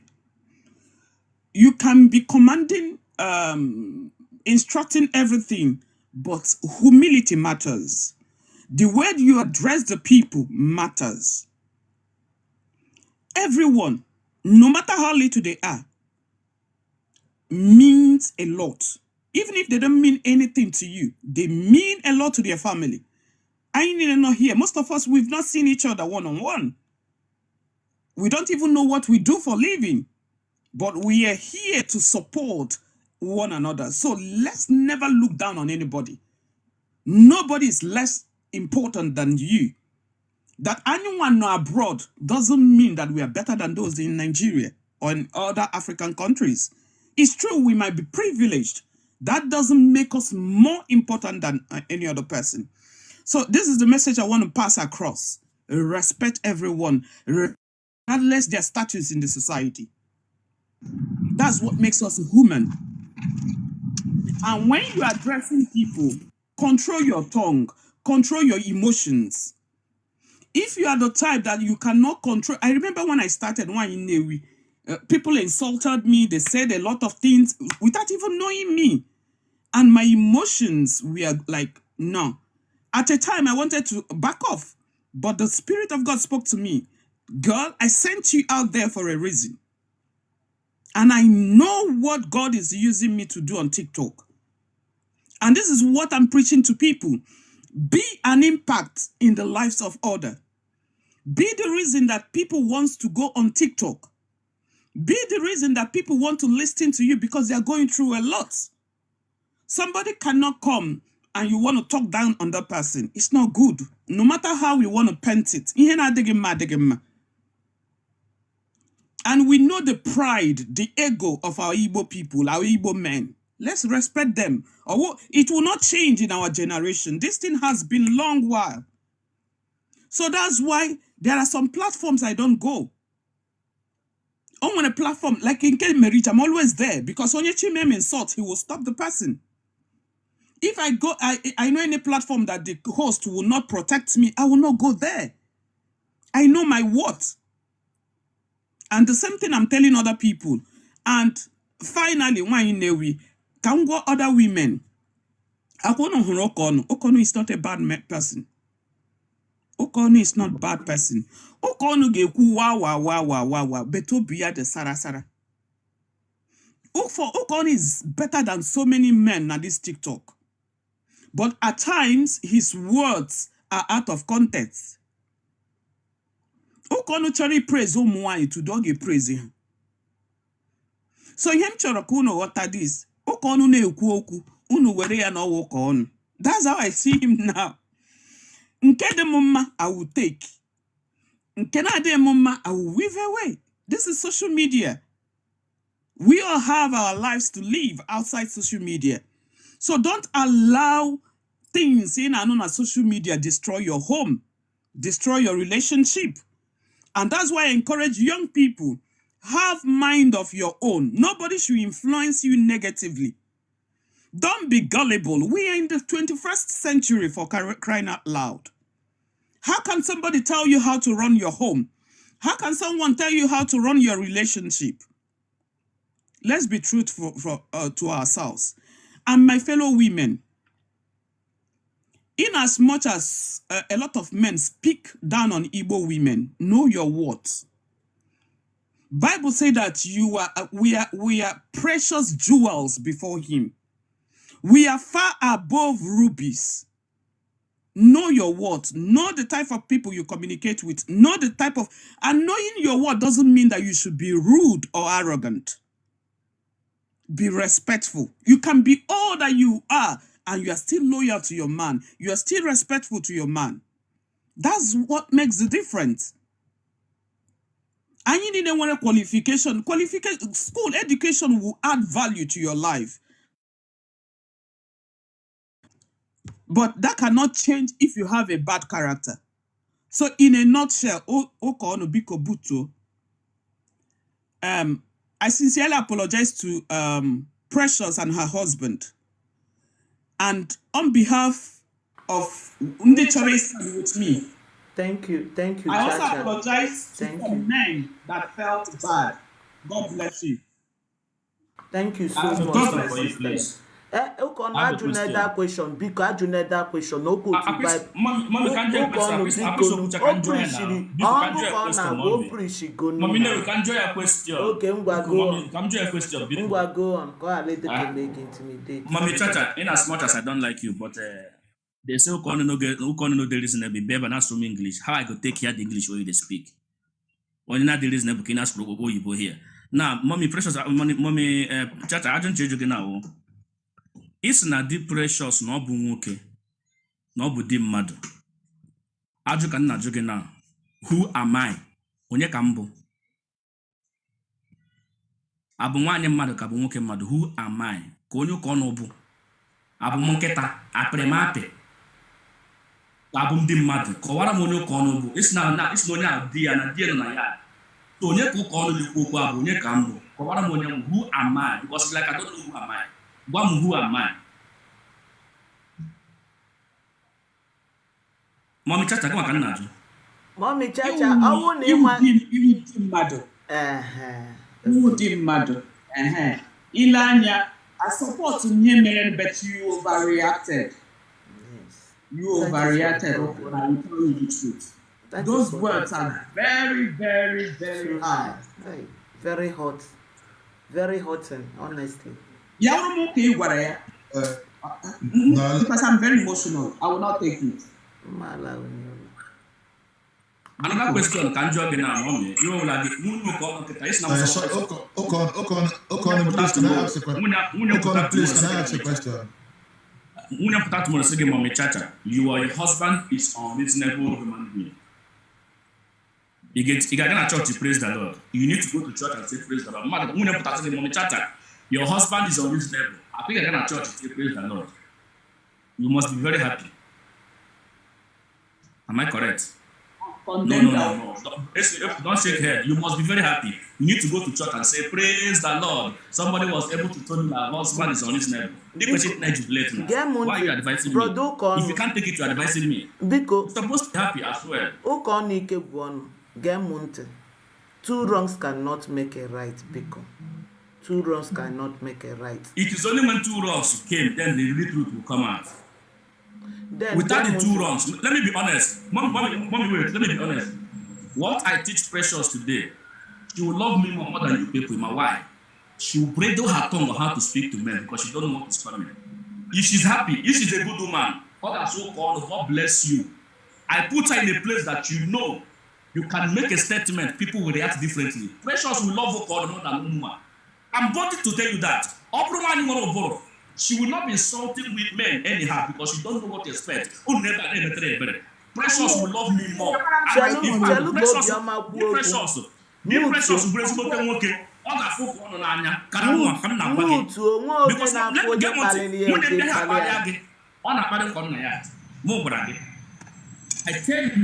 I killed you not. Any man I killed you not.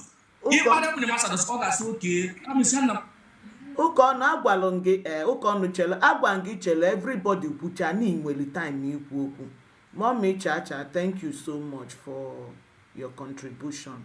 God bless you. Ask me put your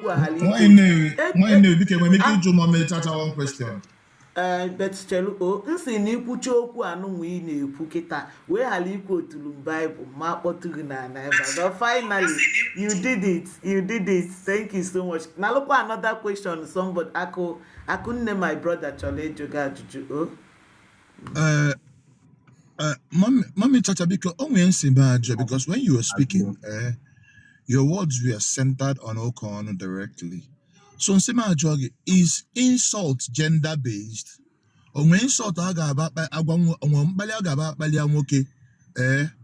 pempe is insult gender based? That's what I want to find out. Is it gender based? Because as a ma water because no, my brother. For a married woman, I'm a more corner to married. In my Okono went extreme. That's the area I'm not liking. In support that reasonable my sister used. I don't support it because mommy I try to make extreme. Mommy I try if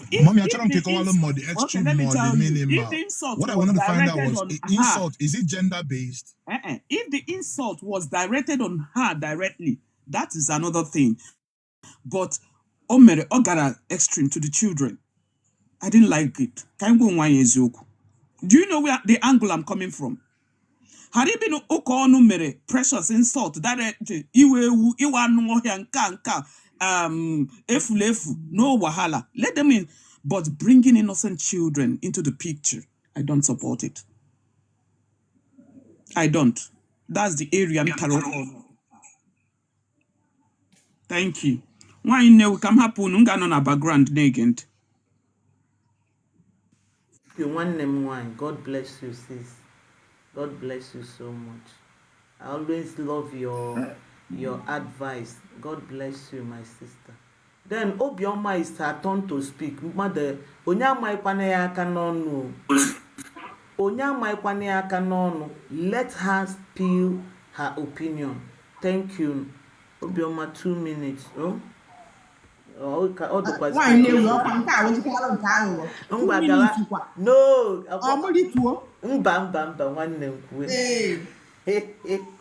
Okay.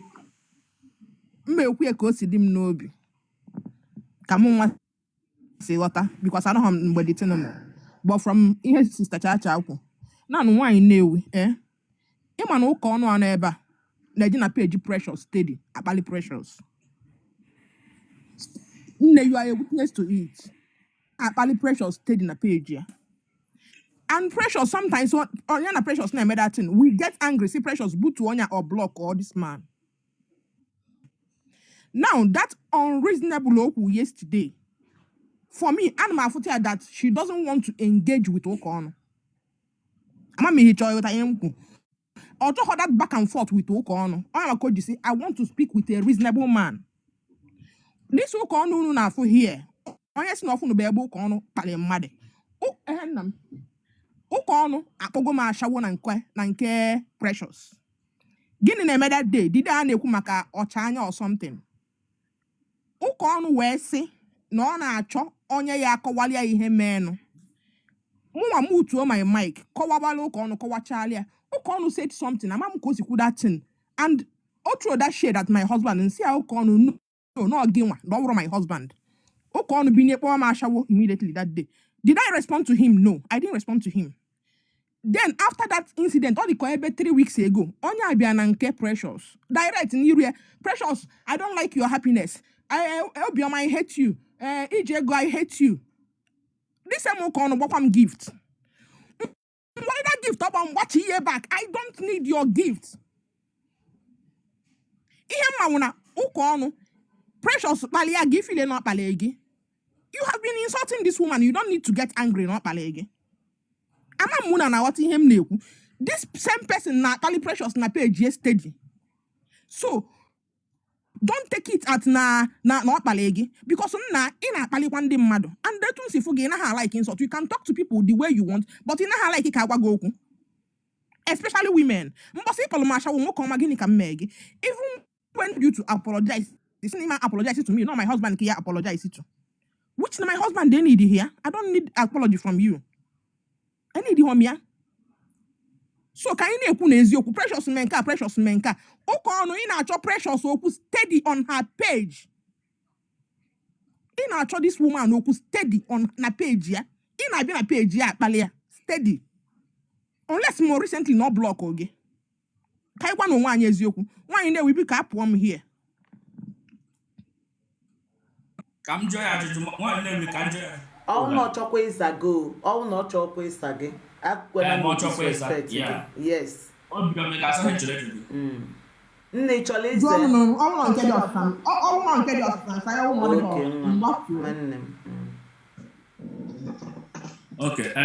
Why never we more get into the conversation now? Us and we know 3 women on our platform that day. He muted. Who muted him now? Who muted him? Biande obia nasipono this moderator kwa because he's talking now. Obioma say no need the large judge. He's talking. Unmute yourself, sir.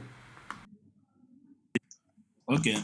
Mom, I mean, why name Chumgozegi? Oga Haine video confession of us and get that now. She Precious no abo ụmụaka m na-amụta abụọ na platform and enwere 3 women not there. Cheta mma go kwa that day. She man go mind the video conversation for. Mommy Obioma was in that platform. She's one of those women that not there that day. And if you watch what she said, also na ha gwara Precious that she should block this part and bring it down. Precious anger to me was transferred aggression. Let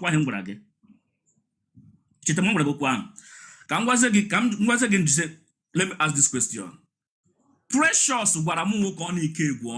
this Obioma not there with other women. Makasemo ha na nwanyị nwoke agaghị aranwu nwa ọ mụrụ n'afọ ma yanwa ma Precious ma other people not there. We mepe ọnụ sị mụ ka ọnụ ebe m na support ha ọjọọ na a ga-arakwa nwa nke mụnwa.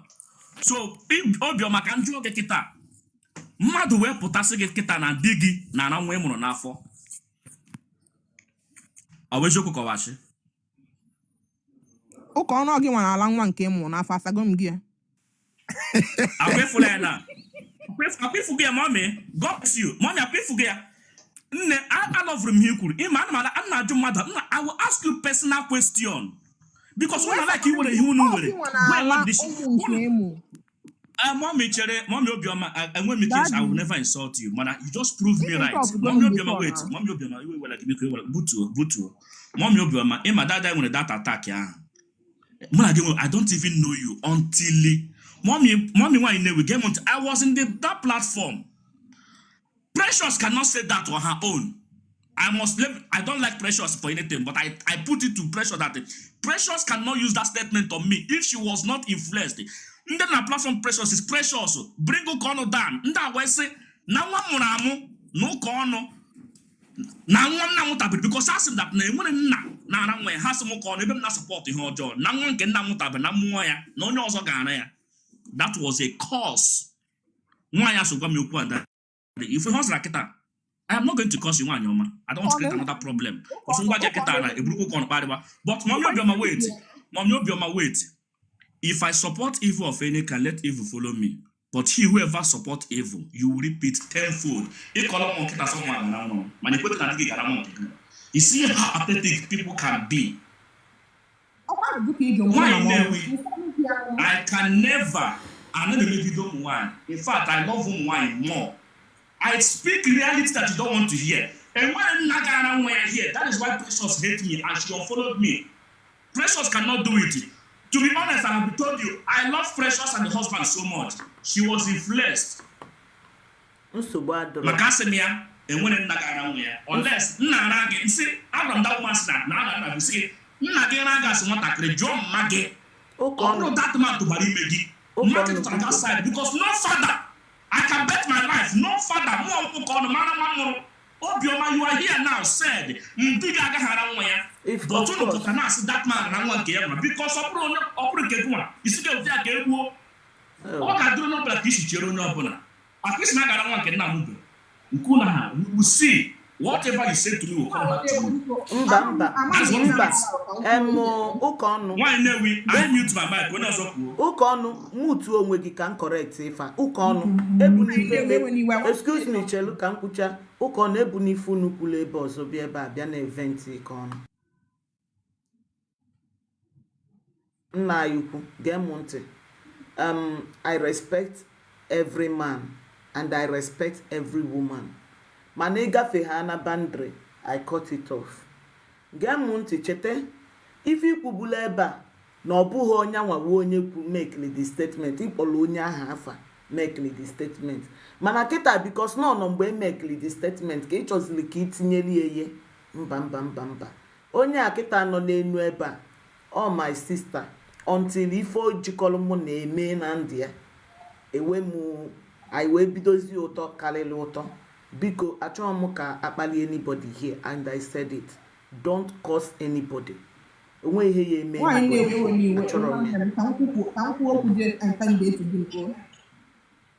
because I'm sorry, that Daniel I was muted. Because what me well. Even when you called me Ashawo, I didn't respond to you. Because when I want to get in a TikTok, you will sit down and advise yourself. I be having a TikTok or ABI is yala. And when why are we not before I will talk to you back. But I'm getting emutumu. Even the day EJ I hate you, Precious, I hate you, Obioma, I hate you. Did I respond to you? No. Emutu kwamne negika efitibe no do. I didn't talk to you. But ihe m na-achị ịgwa gị nna awụ na Precious na-achị avoid gị onye maka o ji si I don't want to talk to you. Nye maka o ji make that statement. And then na iwe na Precious kpali gị because ị na-akpali this woman steady na page ya. Let's be sincere. Ka anyị kwuo na eziokwu. Okay, Obioma, I want to ask you this question now, Obioma. Is there any way you can make this statement? Or you look insultive? Is there any way you can talk like this that nature kadinonya without saying namado do unreasonable? Is there any way ayeji we studio oyibo or the mind for everybody nabata? Ajuju kanjo.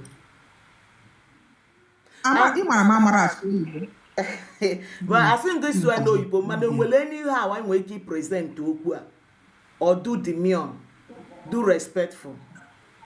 Then nanya can work again.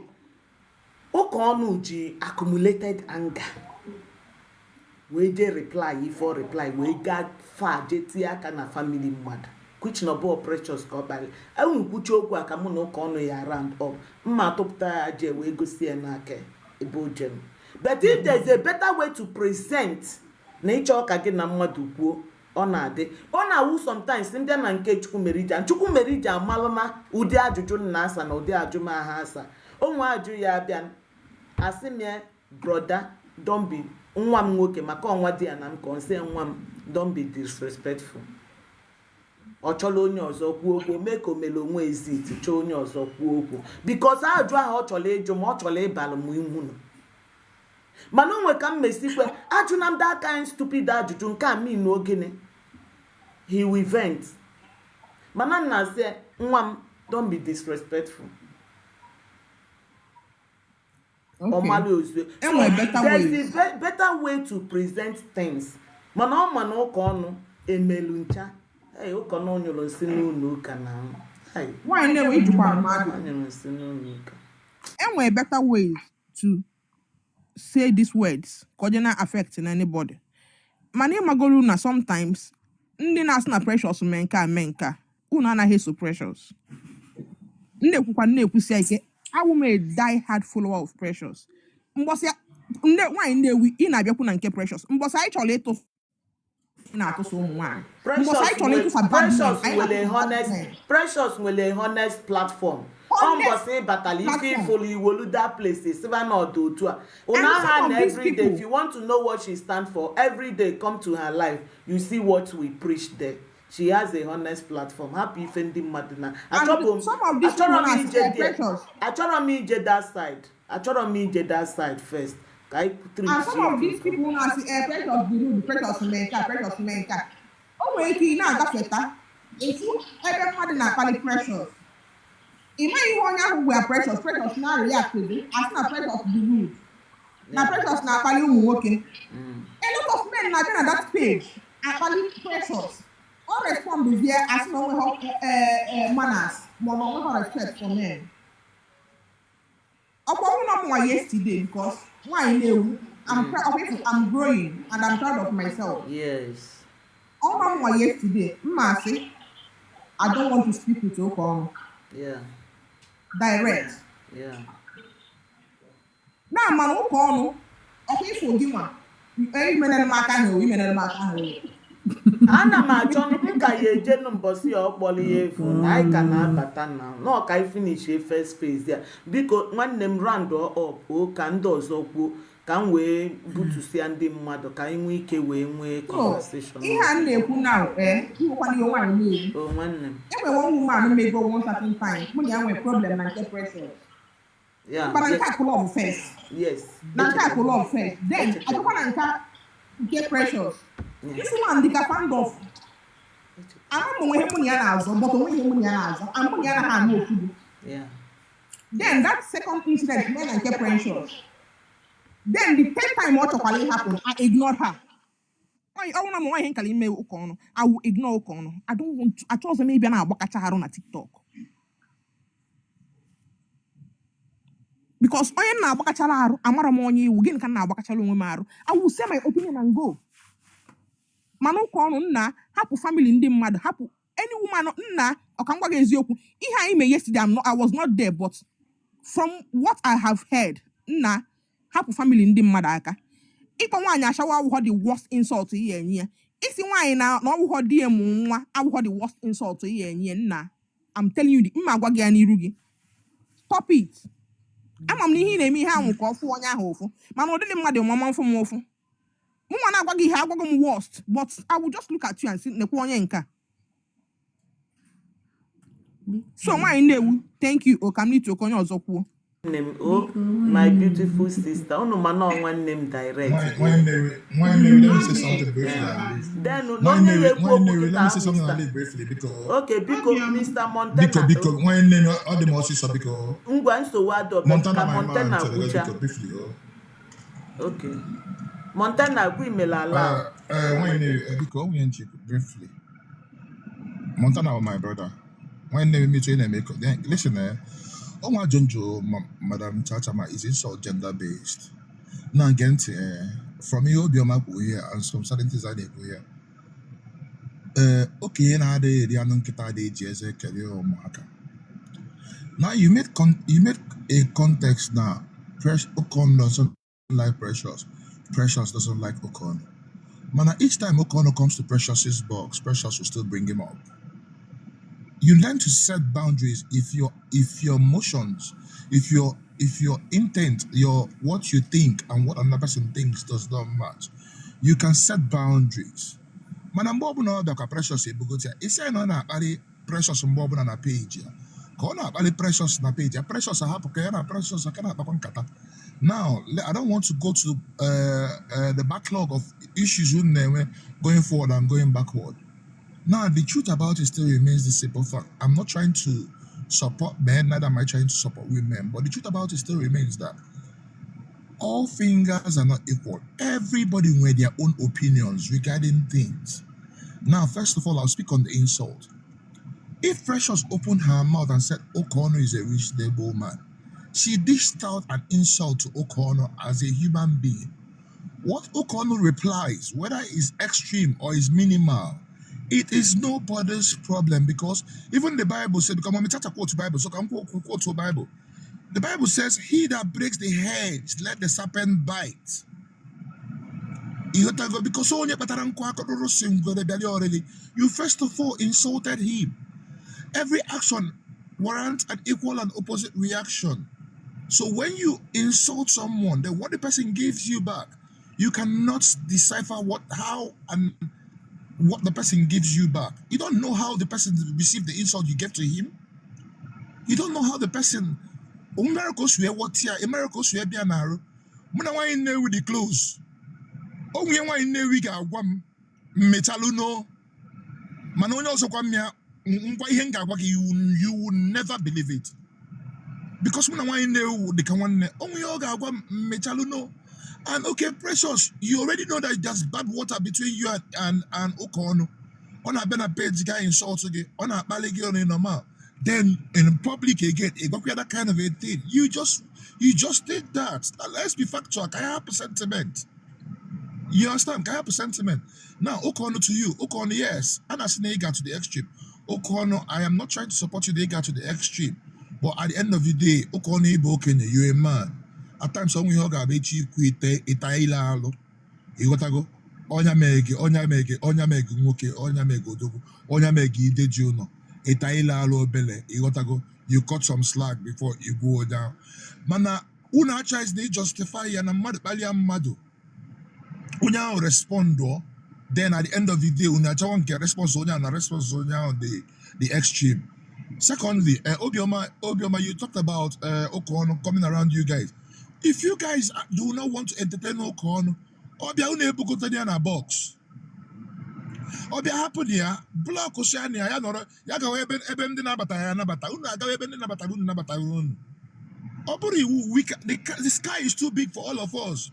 We can coexist. In each siding Kegi, O'Connor not siding Kia. Ebabuno meet you, no chipia na chipia. My the truth about it is, my opinion must not align with your opinion. I must not accept what you say. You must not accept what I say. You understand? Marriage. What works for Keke does not work for Kafo. It's why in there when I see a be able to come na munya see. You understand? Etu obiọma na dia si ebi abụrụ etu chacha na dia si ebi. Ihe na-aga n'oke ka na-aga n'oke afọ. And mmadụ etu a ihe anyị na-ana onwere manual. Ndị Igbo si na emechagoro ka osisi onye ama nna. So ime ka osisi gị. Ka osisi gị ama nna. That's the truth. So because ụmụ nwanyị biko akanyo. Because ọbọsọ ụmụ nwanyị niile na-agbakọta here. All of you have been condemning Ukonu. None of you has condemned what Precious said. It's been one-sided because but none of you, no single person condemned Ugo. What Precious did wrong by insulting him. Nobody has condemned him. Ukon has sisters as well. He has a wife as well. In as much as Precious has a husband and the rest. So I condemn okay, I condemn okay. You can't just be condemning Ukon. Ukon did not do the worst. He condemn okay, he condemn okay for. Because I'm just trying bye bye Biko. Thank you, sir. Thank you, sir. Ka Mr. Montana kwuo n'okwu. Mkpọpụta ha na mmadụ na big screen biko onye ahụ ya ekwu okwu ote na onye abata biko a na-ebutue Mr. Montana ngwa kwuo briefly na nchọ mbutu everybody down o nwere ihe nchọt ọ na-awụ ife niile ụka ọnụ na-ekwu ana m ajọ ọtụ ya n'akwụkwọ asị na okay nwanne m welcome sir. Thank you sir.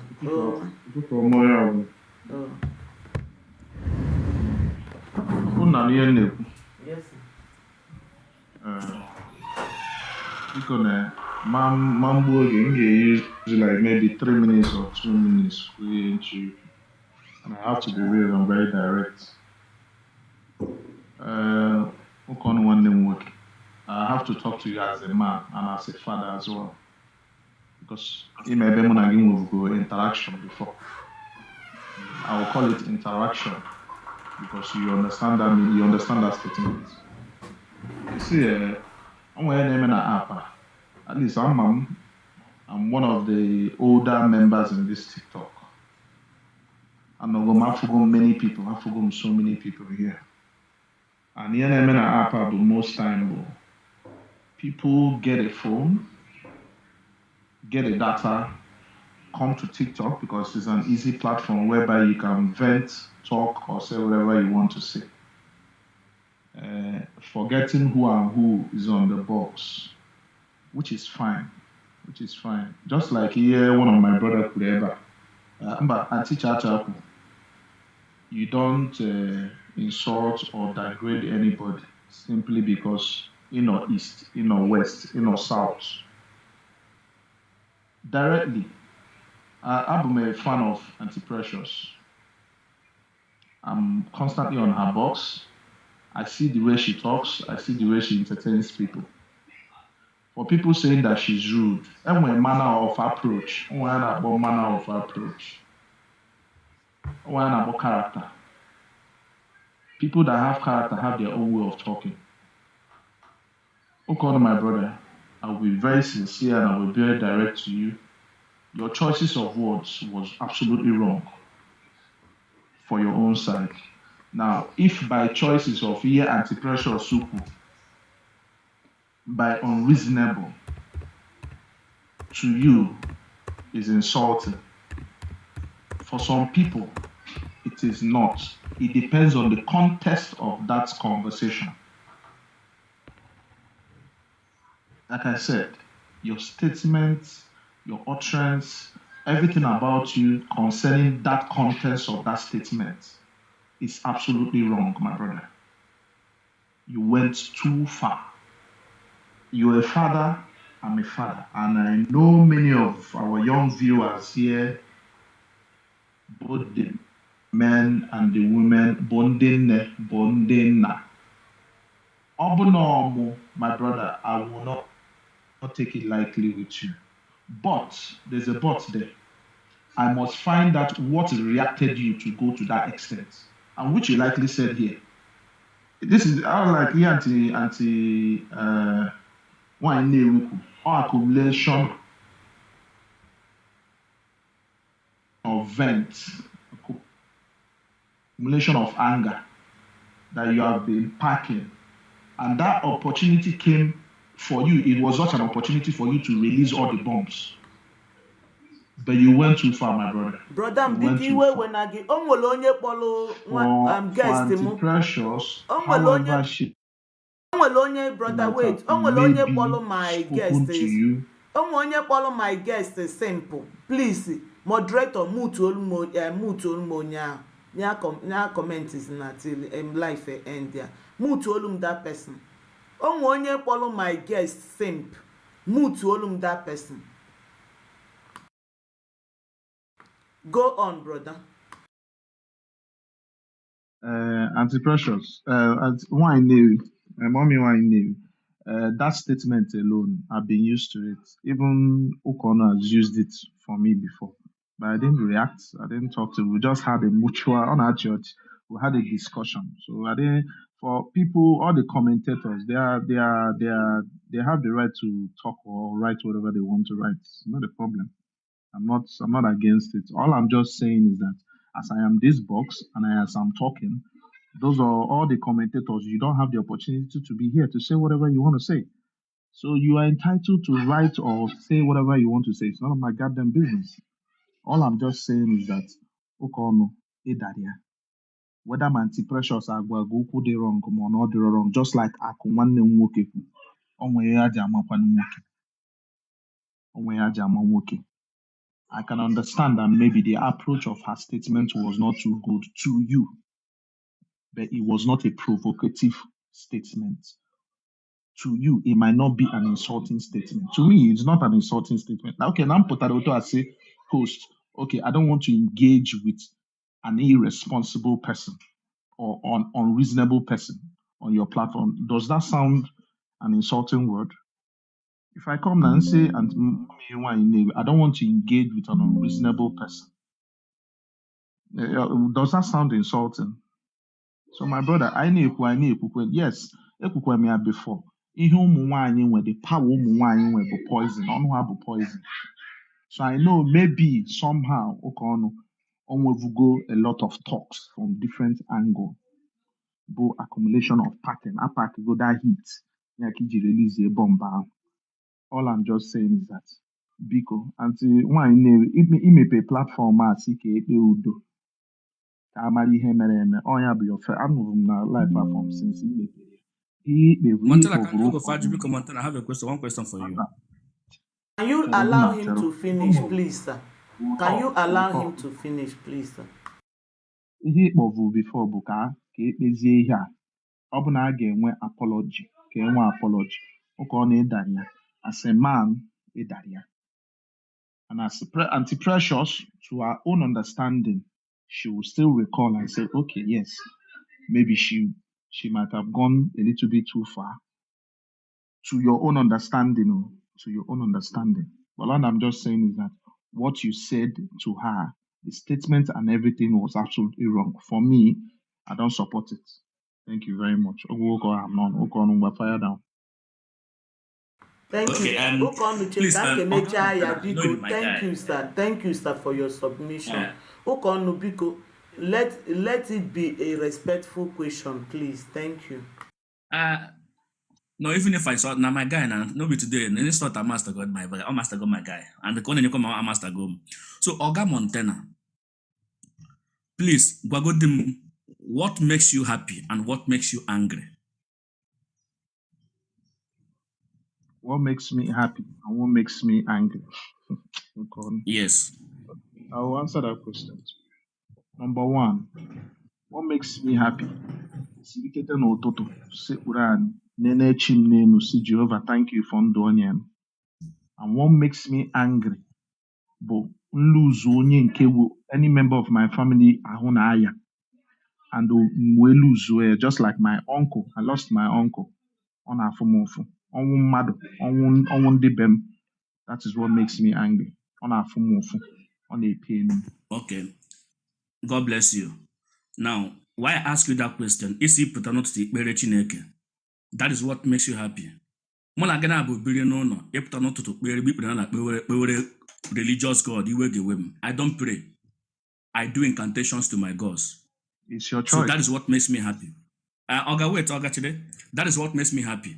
Is that many of your family members are on adele and area one nigga we enwere family member m kịta na-ekpedere ekpere ka ọnwụ mana ọ chọghị enwu ọ chọghị dị nwa achọrọ m ka ọnwụ family member m It's your ọnwụ choice. kịta will be It's your happy choice as well. ọga chere na ọga chere ọnwụ kịta will be happy. What am I trying to say, Oga? Don't project your happiness and pain to Okono. That is what makes you happy. What makes me happy depends Okono. Precious insulted me and I found it as an insult. Don't tell me it's not an insulting statement. That's why I ask you what makes you happy. I was insulted. Don't tell me that is not insult. I was insulted. If it's not insult to you, is your problem. Okono was insulted and I reacted. The first better way for me to react. Okay, don't worry. Iman Amunage, we have been on this. We have been on this radio for a long period of You time. be my guy now. You know now. I know how to Montana, respond my to you. guy. I will still say it again and again. Your statement, your approach, the manner, and every other thing was absolutely wrong. You need to apologize to the woman. Likewise, when the women have already spoken, fine. The woman can easily say, okay, maybe towards you, the statement I used was provocative. But obo makamu yiku na iga too far. Oremma, iga too far. Okay, Calling somebody Mr. Montana. So that was the tip of Mr. the iceberg. Montana. That was the tip of the iceberg. Okay, To me, excuse me. that was the tip of the iceberg. More are still coming. Ukonu mute, please. Ukonu mute. Achọrọ m ka ihe a dị otu a. Mr. Montana, mgbe Ukonu kwuru ife melu ụnyaahụ, Vivian Alex gbagotere wee kwukwa almost the same thing. There's the best way to present a word. Let's be facts. There's the best way to present a word.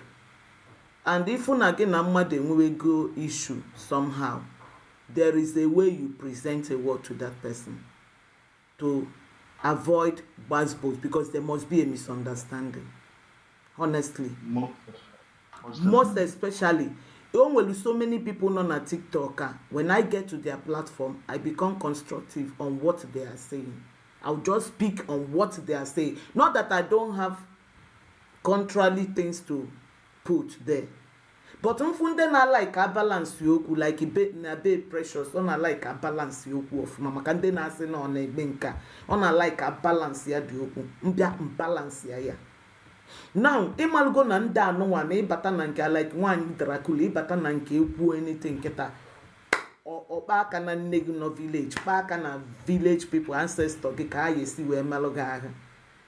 Nruo na nke akpụlụ m ọtọ kọ ife ụmụ nwoke nwelu mental issue na art ekwuomie pụọlụ onwe m there. So now, enwego ife dunu between gị na person. Ebi otu anụnwa si otu a hughapụ okwu. Ndị Igbo si nọ nkọ ka eji ekwu okwu. Nkọ ka eji ekwu okwu. Ihughapụ okwu, anything can gbasa gị. Yes, but my problem wey be ụka ọnụ jewele ọnụ ọgwara ya okwu direct, it won't be my problem. Mana ụka ọnụ je mmanya aka kpalia die kpalia ụmụaka ebe iwe na-ewe m. Mana oyikwuchi aka mgbatu ka m wee gwa ụka ọnụ ebe nsịlị na m meteghe. Because ọ na-achọ ka ọ try ya na ife niile edo oke. Ọdụọ m oke. No, see, phrase he use la adụghị oke. Ọnwụ na ọdụ oke otu isi pụọ je nakpu ula, ọ ya nakpu ula. You don't even think na adọ n'okwu ife ịgwalụ mmadụ from mgbe ịgwachalie till daybreak. I know now. You really pierce a heart. If you don't know it today. You really pierce a heart. Platform, yes, you really pierce a heart. Making unnecessary comments. You really pierce a heart. Mana ka ya ije go do that place first. Ka ọjọ nwaanyị ama m onye na-ebutusi ọjọ ugo and iwe ewego m ebe a chọọ m onye na-ebutue ka ọgọ nwaanyị biko my grace of God ọgọ biko unu na-akwadokwa na achebi mụ na ọjọ ugo ọjọ ugo dada ọ ya adọkwa na egwu Hey, Chineke. my sister. N'asụsụ kwolu m Adam nwaanyị ike ana m azụ nke di ya amụtawakwa n'isi efele ma ificha unu. Okwu agụgo nsogbu adụrụ. Anyị ga-aga Anya ya bụ eke ọgụ ya ọfụma. eke nke si hapụrụ muju unu ka afọ a nwetaghị hasmed ha na-enweta hasmed na ka nwoke nyetụ aka ka agụụ ghara igu ka nwaanyị ghara ịda so hasmed na-ala ahụ so ana m azụ ya nnọọ ka izusi elu m ada nwaanyị ike mgbago all break time unu Hey, okwu akarịa ya ọnụ. Anyị kwuru gbago anyị kwuru gbatuo. Ịma na onye ọbụla mama ọfụma ga-agwa gị na m anara like ite okwu mmanụ. I like to say things the way they are. Onye agbagota n'ebe a wee afford ụka ọnụ. Onye agbagota n'ebe a afford Precious separately. It is wrong. The both of them ebe ha nọ wee daa ya. Abịa na-asị ụka ọnụ na otu o si wee mee adịghọ mma. Na okwu Precious gwara ya the light nke ọ sazi the heavier. You don't tell people how to react. Ọ dịrọ mma. Ụka ọnụ mụ nwa n'ebe a personally. Kemgbe ụka ọnụ ji bata TikTok, anọgo m na app a kemgbe 2020. Wee luo tata. Ụka ọnụ ka batara ụnyaahụ. Kemgbe ụka ọnụ ji bata, I like Romya. But please, can we learn to coexist? Can we learn to coexist? Biko, ka ị like ihe efele ni adịbe gị. Ọkwa ọbịa okwuche nke ị gafee. Ihe niile ụka ọnụ na-eme nke ka ọ na-ekwu. Ị nwere ike ịnakpọ na bụ ụka ọnụ, ọ bụrụ ihe ọ pụtara ebe a ọ na-ekwu kịta ka ọ na-eme na bịa. So ụfọdụ ihe ọ ga-abụ okwuo enefe ya na-aga aga. I'm Precious very well. Precious bụ a sweet soft soul. Nwaanyị bụ sọ mma na-enwere nsogbu. Ana m anọ na ha platform. Now mgbe m gbagotere live a bido, anyị erubedi up to 10 mgbe live a bido. But na number I go now. That's to tell you that na m go na this life for a very long time. When we started this life, I listened to Ukon. I was angry. The reason I was angry when we started was Makanama na Precious abronyen subu. Kezi ku Ukon gesi we put on a platform, Paliba Precious. So I was eager na cho me my hemel because Amara Ukon as onye na pali madu directly without enwe he gwalia for kwalia. Because Ukon mabe we are one or saga 10. That's how I know him. Now no ebidol Ukon kawaba okocha ihe ni noko. One lady bagote ebe anọ bịa na abụrụ ihe ọkọ. The lady bụ vitamin bagote bụ exactly the same thing ka ọnụ kwukwa ka ọ bagote ebe akwo without touching it. Let us call a spade a spade. Precious palelu ụka ọnụ and then we head na ndị ba Igbo ndị Igbo. Anyị nwa bụ ụmụ nwoke Igbo, ụmụ ndị Igbo especially ndị nwoke anyị ha na ha like mkpali. I'm speaking based on namu ụmụ ụka ọnụ ma Precious. I have stayed where the both of them coexist. And if you listen to this okwu anụ mgbe ebidoro ọfụrụ. Ụka ọnụ said that na ebe ọbịa na-enwe problem bụ ndị nọzi Precious gburugburu because anọgo m na platform Precious ụka ọnụ gbagote enwe ihe ụka ọnụ ga-abụ okwu esogo m na one of ndị gbagoli attack but I keep listening to him. He will always say Precious, Mommy Precious protect me, Mommy Precious protect me. That has been his language because normal that na a lot of force bụ ụmụ nwaanyị na-agbanye attack. Hana Bonano 247 alive Modiuko Manke Chukwu Merije. They coexist. But if you listen to his complaint, I want to believe Eba no because they go this thing of Fuma. Iwe ukonu Jesu case because of ihe no nakuku Precious because on his own Omana Precious anya gba yudiri ogwa ha ogbaria. Omana Precious anya gwa yudiri ha ogbaria. No nweke nke nnogokwa ome okube ka o se kwukwa I see bring him down. He should leave this place akpobia yi. A man always has his ego to protect. And we all know Ukon. We all know him. So sincerely, that Okwa he Precious now that he was from the mother to a man is wrong. You don't come out and say they should give you someone more reasonable. You can politely make your statement. You can say, please, I don't want to talk to Ukon. We are not good. Quietly. But give me a idea, see that they should give you a reasonable person. On actually, no, na I you we parianya. Iyata go nyawa jezi kwado stray bullet ya haji onwe we futa attack because that is so common for you. If we are one oje kwado times 10 we bia. We mozie nke because ebe ahu ka ono no ihe ocholi kwubu nke ya bụ okwu onya ogbowa Precious afọ which is unu mara ụmụ nwaanyị anyị nwa bụ ndị Igbo anya na ha like ka akpa ya shawo anya na ha like ka metu ndị di ayaka maọbụ nwa ayaka. That is one part we always protect. Man ilozozia that no onye na-agwa bụ mmadụ ka ọ bụ. onye ọbụla gị na ya na-enwe problem bụ ebe ọ ga-afụ gị ka ọ ga-agwa gị ụdịrị mmadụ mbụ ịgwa m nke fụ m ụfụ nnarụ eje m gwa gị nke ọ ya bụ nkwa isi aya sa gị. So don't come and tell Ukonu that he was bad. He did this, he did that. No, he was triggered. That's Oku Adehoma for especially eba no mana mona gi esuru ofuzaga. Na olu ebe no na nilo I will be am retrieve. Ukonu ebe ono animezi ezo bo na ona anyo. But I tell you madu gwa mi he ya afumu. Precious the too soft and sweet for Ukonu I drop le odiri okwa. Adehoma adi okwu nwute. O wutere mu. You don't say that. Ukonu obawala obi. Our Precious obi Adehoma.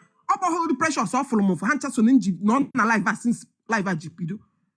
I know where you are coming from, Ukonu. But please, I don't have force again force. It's no onya gonna say apology. Apologize for what? Obulumade igwala mungwakwage.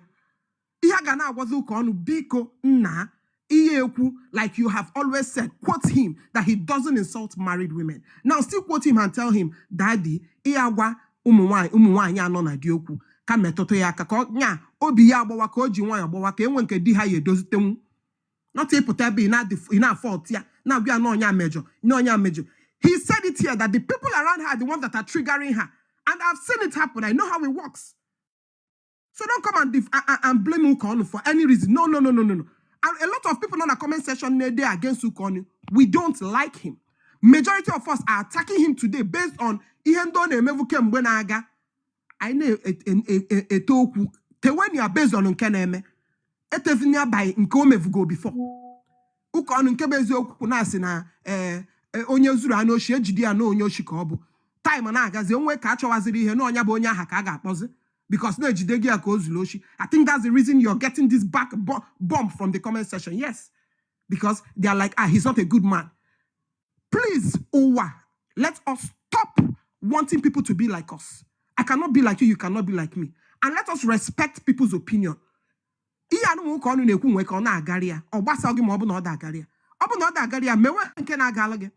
come and force him to be like you. And don't want to be like him. So please, Ukonu, right now, I'm not telling you to go and apologize. And one of that power. I have known you and Precious for a very long time. And Unune coexist. Bikoku Udochia. Udochia bihenayo. Ozemezna. Dalonu. Hey, Ogom, Uchionye. Ezi Ogom. Ojugo, thank you so much. Thank you so much. Because, Achom, Ojugo, you are coming down now. Oh, don't be offended. Unebugote na mmadụ na mụ na Ukonu nwelu so many things that I are trash from your submission no megolu all this why. So we have a lot of things to trash. Duane Gina CEO Konye Busobia. God grace. Okay, sister. I'm here for you. I'm here saying. No, Ojugo Buzo bagote before. On madam. I'm before but you. Okay. Okay, ma Adamazi biko 1 minute or 2. Eso bad him. Ihe ni no Ojugo chọrọ ikwu ekwucha ihe ni dem chọrọ ikwu Ojugo ekwucha dia because I'm Ukonu right from far back. Ukonu was the kind of person as much as I like Ukonu 50-50. I like him 100%. He like Ukonu 50-50 because Ukonu the way he talks to women, I don't like it. He makes women to believe that they are nothing. Thank you. Which is not good at all. Even like that, but being that in na public space, they may address to women the way you do. That one alone. It one ga no na isi ha nwunye gi igwa one iputa n'ụzọ kpọọ nwaanyị wụ nkịta nwaanyị wa nshi ụmụ nwaanyị wụ nka then ịbatakwa n'ime ụlọ ịbịa mee nshi ahụ ma ihe niile whether you talk to me or not I'm not going to be happy about it. Ebe nka nwa na fault Ukonu learn how to dress women. Then o nwere ihe Ojugo kwuru You cannot beat a person and tell that person how to react. Mana, ka anyị marakwa n'otu anyị nọ na nwaanyị nọ na di. Ọkwa mana o nwere ihe ị ga-agwụ ya. Ọbadu ọnụ na o nwere nwa ike na nwa ọ bụ na di ewe onye nweghị understanding. Isi a na nwa ha ahụhụ nwa ya. The man na onwe ya nwere ike na-arụgodo gachewe dị sure na onweghị ihe this man na-eme. Ka anyị hapụ ihe ọ na-awapụta na social media onye ọbụla asị I'm a man, I can handle my home, I can do this. O nwere nwoke ị ga-apụta sị na nwunye gị ụmụ gị abụghị ụmụ ya. Nyawa na onwe ya nwere ike enwe family. Let me tell you, o nwego family ndị mma ụmụ nwoke ụna ha anaghị amụ nwa. Ha na nwunye ha nwere ike ma arrange nwunye ha gaa n'iro ga mụta nwa. Enwere ike a na-agbasaga a na-agba na Facebook. You might know anything about that family. You quote like that. Dear, when you catch it is shown a to what I want you, maybe no maho. It is shown a that family, and we will go problems. More the family, that people, that family, man, also that woman, na no, the man. Oh, much a woman, Neddy. Oh, Neddy, where you get poor, be the pussy with this woman, Naga. Oh, but him got one okay. One working now. On he goes on, he carry on with his family. But nobody here working got one. Now to end my marriage, whether it is true or not. I have to go, that is I'm gonna make him give me we make it sure now resolve all that problems. That's what I work wine on a water is so much. And that you can do better than that. Because I forgot my book on I follow now. I forgot my book on may apology. I have seen him. Mine on a platform rose. He knows. Okon has come there, apologize for what he said. That was wrong. Okon now had John mad, like they said, Mano onya motokon, emaraki si soya. Onya motokon, omarako si soya. Ukonu okwu na woman wanya times or the home. But it cannot beat somebody and tell that person ebo ga gi ba kwa mo ekucha mmadu ihe isi onye ahụ mechio na ebekwa na akwa. Ima ho mudu ka onu that day. O nwere ike mudu osu wepụta wo na nwunye ewe onye Korean happy ihe ọ na wepụta sị nwunye ya ga-eme nke a nwunye. O nwere ike nwunye ya kụọ ya gbogbo that night that day. Ọ pụtazie mmadụ agwa ya okwu. O were that now. We wapuzie ga ahụ. Ifugia. So onye mara kwa ni agaghị take mu ihe a. Don't give it to somebody because ima mood onye ahụ no. Enwere ka onye ahụ na so na akpari nwoke, ọ na akpari nwaanyị. Ọ pụọ echi ahụ ima mood o so ya pụta. Nwoke akpari ya. Ọgwa nwoke ahụ ihe ọ ga-awa ọgwọcha ya na-asị nwa nke azụkwara ga azụ. Biko ụka ọnụ make peace. I understand. But make peace because imam we problem na-aga behind the scene. Obu no nwe ka ị ga-esi ị ga-agwa ha na ihe anyị kwuru ọwụhụ ka o si wee dị. I beg you. I know you've done it before and I know you will do it again. Thank you so much and God bless. Thank you, my sister. God bless you. Oh, thank you. Ngwan an mebutu si ndị mmadụ. Moderator ebugotezi na ndị mmadụ na enwere another stage ịma akwụkwọ ahụ ife ndetulu ụka ọnụ. Ọ na-afụ so many submission na-ede because anọ na ndị na-awa apụta you are this, you are idiot, you are bastard, you are I know they talk am. Nna like mpụta ajụọ m ka elu ife dị otu a si wee na-eme ka m nwee ike wee maa ebe m na-esi wee nye maka ama like ka okwu m dafu adafu ana m like ka okwu m nye ife n'ahụ mmadụ. That's why nja like iji nwayọ kwuo ihe niile a na-ekwu ụka ọnụ na-ajụgasị ajụ. I know when he will relax every word ya wee owulu ndị ọya ehu hapụ ndị ọya ahapụ. So nweghị okwu ọnụ dafula adafu gị Amen. CEO, just 2 minutes, my brother. And they were your voice.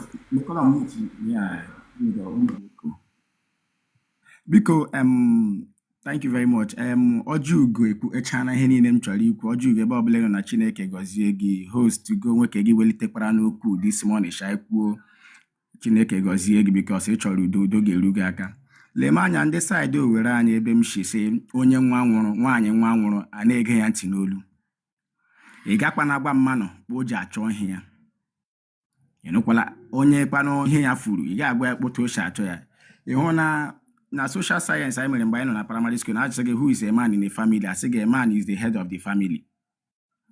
ịhụ na host ya wụrụ ma akpa ya nọ nga ugbo or some of the ladies idege shi weta ụka ọ na-egbuo wuri ka ha na di ha kwụrụ pụọ na social gathering ya wụ na ọ ebe a na-eme question and answer enye di ha audience sị mgbe ajụ ajụjụ nwaanyị ibe ha eleme anya chanụ anya sị biko the moderator hụnye ya somebody more reasonable. Some of ndị hụrụ dege ihe ndebe ka anyị dege ihe nwere ike ịdọgbu mmadụ n'aka e nwere ike gbuo mmadụ gaa mkpọrọ.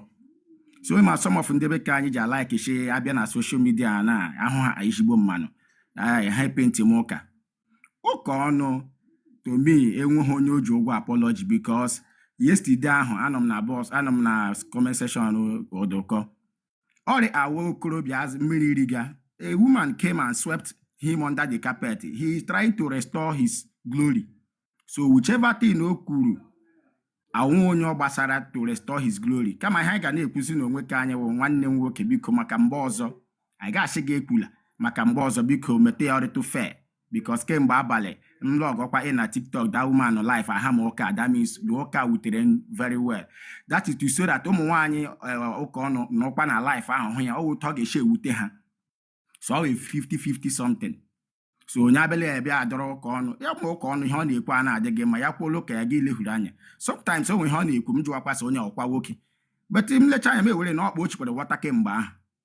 So for me the Mommy Precious went too far. Ọ manụ ma ọ sọrọ ya na oyibo ka o biliti nọ ụka ọnụ ọgịnị pụta public space si gị the host hụnye ya somebody more reasonable. Somebody better here saw intellectual something up or ya. So Ndebeka should be able to say the truth my here how it is, no matter how bad it is. Yes, okay, sometimes his comment, sometimes I walk or chat, but that woman troll he blame nano, that woman troll and as far as Okono woke G1 Joe Mark, what if the man say I hope what's a family ya ụmụ ihe ahụ wutere the woman ụtọ na-akpọ di ya odogwu this that ọ makwa na ụta ka esi ndị ọzọ chakpọ ụka na ụmụ nwaanyị na-eto ya odogwu.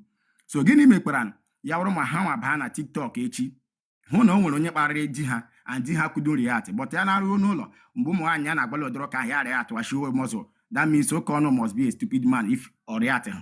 So he tried as much as possible to restore his glory. Somebody tries is happening more here just because of the social media and one OJ poker. So host biko okamari too much. What I'm saying here, Okono yes, he mere as woke biolo. But mbozo biko gi shape a little or ukwana in agbagi hige mo, but at least slightly. Maybe because happy too hard and hurry. But the truth of the matter most of them na comment section na akụkọ niile ịhụna na-akọ eme ya di ha by na ma ha agba ọtọ na-eji am na-agba gị eziokwu. So please maka mgbe ọzọ shepụta nwa ntakịrị ma ọ masị gị ya amasị hụ gị kwuo ya kpo ji sọ gị onye ọbụla chọrọ ịṅụ paracetamol ya ṅụọ ya ụmụtige kemgbe abalị ọghọta ya ghọtakwa ahụ Japan ga kemgbe abalị kosi mata party CEO obie na na-ele akịlị peace biko gawazi ọ bụghị ife m planụrụ deme nwanne m deme hinne deme for your submission please sir. I'm so sorry, I'm not disrespecting you sir but thank you so much because ka anyị trick ihe anyị na-achọ ịkam biko my brother ka anyị shepụta onweghị onye ya ụmụnne na-abụ Igbo na-abụ ụmụ Anambra na-abụ. So we need to ife niile ya adị mma biko nwebụ onye ife mebiere na ka ghara inwe onye a na-akọrọ aka iche. Odonu, thank you so much. CEO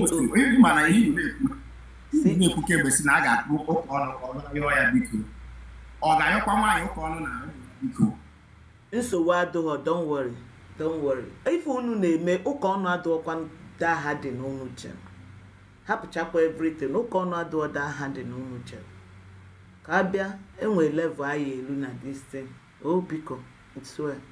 CEO don't be offended ka m chọọ ibutusi people ka mụ na ụka ọnụ onwe ife anyị chọọ ka ikwu biko. Thank you sir. Nwanne m thank you thank you brother. Kelee onye ya ekwu okwu kịta Mike, okay, Mike, go up. Mike. Go on, sir. Thank you. Okay. Just 1 minute. Don't know if you go Google repeat. Just I'll be brief. I'll be brief. Or 1 second. Only if you go Google 1 second. Come on, no call no. Okay. Because I have First and foremost, thank you so much for bringing me up. Yeah, my first time here, and my brother O'Connor. Yeah, a lot of people have spoken. Why am the way Bagote requested to Bagote? I was there yesterday when this whole thing happened. Yeah, but I will just target at first. I will blame the network. O'Connor, if you will be sincere to your creator, be sincere to yourself. I don't know that woman called Precious.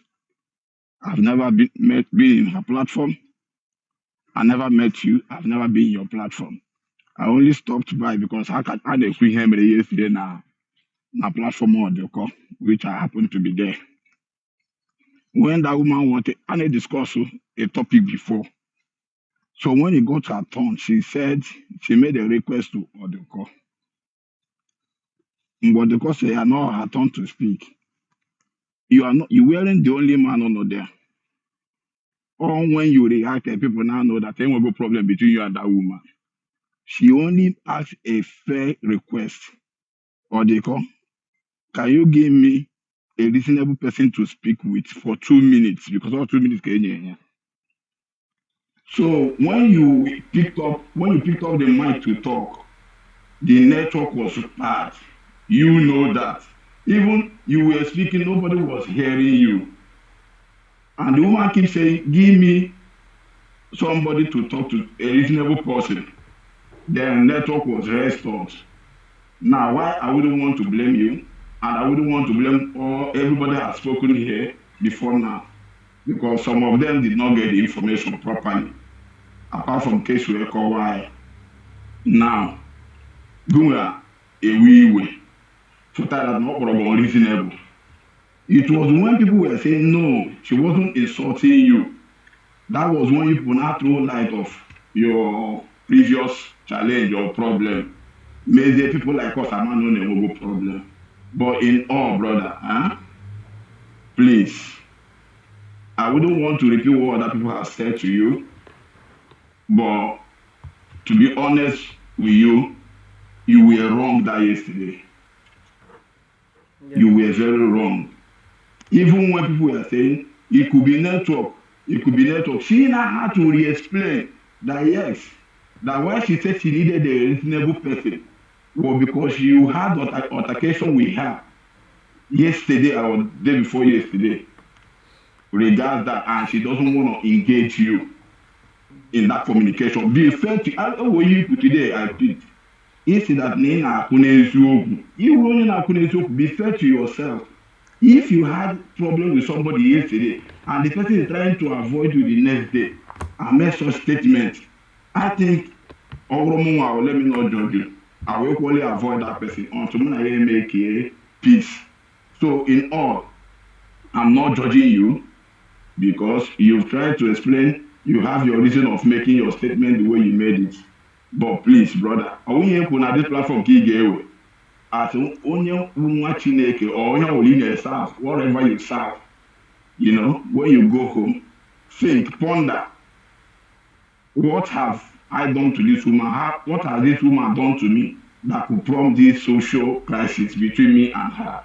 Then if you are convinced you should carry on with the quarrel, fine. If your conscience gives you reason to say, no, have a respect, please, kindly do the needful.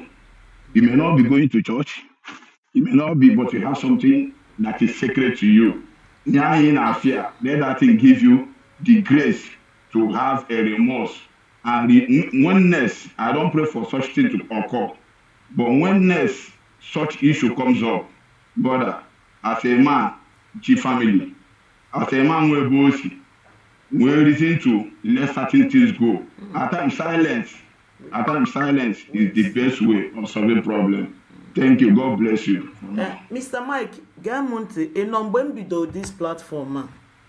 No. Ebidolumia, Kokuchali Femelun. I have to bring somebody saying Nasi. Kobagote Pui Femelun. the person came up and narrated the same story. But your story now, dị small, slightly from Ife, the person no say no kono to last narrated. But nko kono na the person, the exhibited the same thing kokulu. But finally, she said the word does not address to Okono direct, but at to, the first, yes. At first to Odioko, but indirect speech to Okono. Gemunti, neifonya okulu. Osili na mgbe ekulu ka Precious nye her submission. That Precious requested not cholo inwe a conversation. Imana na like inwe that conversation ka people wey understand yam. So now, asikelunde cholo inwe conversation with her. All no ife melu ne gwam no ife melu no ko onye ozo gbagoteze ka ikwe ka ali ji wrong impression na akowa. Then mgbe ekulie some men wonita aka enu which no corner is among them.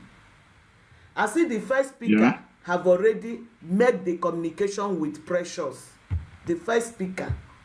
Then to hand over the microphone to Okono, Precious now made that request that Odioko should please give him a reasonable person for the conversation. Let me tell you something, my brother. If it is how it happened, because this is what Okono said, this is what that girl said, and I said to everyone on the comment section, Biko no ihe melono, hasim yes ni ihe melono. Happy Ife network, okay? Precious for my main person. Everybody man back and nani. Muru me another platform. Yeah, Precious later repeated that she made that statement based on the altercation yesterday. Excuse me, sir. Excuse me, sir. Is there no other way you can convey that message so that the other person will not be? I don't know what to say. I'm only you're right. You're right. You're right. Okay, my brother, excuse me, kwa. Nwa mmadụ emewu na nwa mmadụ emewu na anyị chọrọ ka ekpu udo achọọ m ka ndị a na-atụghasị ife enwe m ebe m na-eje achọọ m ka a na-atụghasị ife because ife nyelu my sister sleepless night nyelu m sleepless night adị m happy na ntetere taa ọ ka nọl by this time n'ụtụtụ a na platform a na-aka aka. I was so mad. I speak there to the extent na say create boundaries pụzielu nda because mụnwa mma na ebe mmadụ na-akpali m man ebe a na mmadụ gwara m ụdị okwu abanye my family nka ya abịa na nke Okono nọ mgbe onye ọ na-alito. Get m ntị, my brother, there is a better way to convey a message. Onye ominulu na ọ chọghị ikwu okwu with Okono mgbe anyị erezila aka the first time is a very simple thing before anybody bịaba for the conversation. Ọgwa biko Odoko enwere m issue with Okono achọọ m ka mụ na Okono nwee kwuo okwu ka anyị ghara itrigo onwe anyị. Odoko ya si Okono, please mute your this thing as a host ka ife gaba, but you allow the first person to talk and then at the second person ibu that in direct speech biko ka anyị ghara ịdazi na-edebe ahụ n'onweghị ifo mele ha. My problem no Okono ka ịsa ya ajụjụ civilly. Igwe say you mean I'm not unreasonable or you mean I'm unreasonable or whatever. It's you that is not unreasonable. Oba ha na abo onye owo na ejewe tami kpobazi nwanye na owo nka we banye na family and the rest of them, which I'm about is my second stage of treatment. In Ahota, so this is what they said. Yeah. And I'm finished. I'm through with anything. No potalo mado. I'm through with otu aka ha si wee kwuo si wee mee. So gị nwa bịakwa nyekwa another narrative. Okay. And from the former narrative, sorry, from Vitamin and from Okono and from comment section kanje abịa then mtazi abam n'ife nchọrọ ebe nwe mgbe nji chọọ ka mụ na mmadụ kwuo n'ime ebe nọ na request akarịa na west ka people bịa. Sorry. Ife nchọrọ throw out. My point I was trying to make, if not that towards that statement, people like us don't know that how any issue, and If not, Ukon are taking it personal, I'm Brother coming, Mike, please. not the Yes, brother based Mike, on. you look as if you are not here. Ebugom na accumulated. Because mgbe so ko nu gwa mi ife kpata oji pale Okay, gwa nwanyị. okay, God bless you. Ọkọwa Fine, akụkọ ife fine, melu nke fine. mgbe. Nna se na ọhịa ife a ya ewete n'ụtụ. Kwueta. Nyakwu ife melu oji pale the person. Obido from ife me. And I said, guy, you did this with accumulated anger. You did it with accumulated anger. We know that. Then mwa na abia, my brother. So ka grace over disgrace. Aye kucha ni. Okay, Ukon, in a nutshell, Ukon, sorry if I misunderstood your actions, but what I'm saying in essence is that please, the way we men came out absorb things is not the way they absorb things. Please, next time, kindly be soft on them. Please, my brother. Thank you. Thank you for the opportunity. Thank you, brother Mike. As him no konu meteli, you konu emete okwelu echi, and I stand my word. Mgbe mpụtara zili everybody afraid ben kwụsịrị. Biko, omete. Yeah, thank you, bye. Amen. Thank you, sir. Over grace over disgrace. Because one not the same thing no. Oju go kwuru ka ị chọrọ ikwu. Ị hapụzie ya na at least na oju go touch the ife. Can you continue? Actually, I don't want to do things. Okay, sir. Because Ukon and someone's husband. Ukon is a someone's husband, Abi. And Peter is somebody's wife. If you want to address something, you address it in mutual understanding. Only after Ukon or say Ukon apologize. No, Ukon didn't go any far. If you didn't throw a stone will come back to you. I'm a more corner from K wisdom. Most of the time, some people quite listen to him. On a gonna get too easy. On a gonna call you. So my fellow men are there condemn Ukon. I don't know how they think. Maybe I know we are not going men again. We are going all these boys, emotional men. Somebody, the world does not care about emotion. If you don't know how to attack, if you face attack, they will attack you back. Okay, Grace, can I ask you a question? To nge na anọ na wee pụtazia onwe ka nsi nwe obele fracas na TikTok.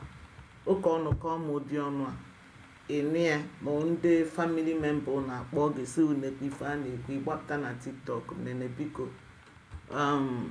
Will you be happy na na-ekwu na ụmụaka gị na-ebi na ọbụọ nge? Okay, I'll answer it in one question.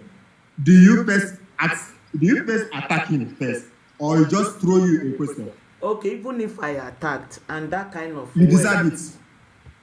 Okay, yes, no? Okay. Yes, because you cannot a married man or reasonable somebody. My love, biko chelo kaikowa. Manambata, would you be angry with me, Jay, throw that stone?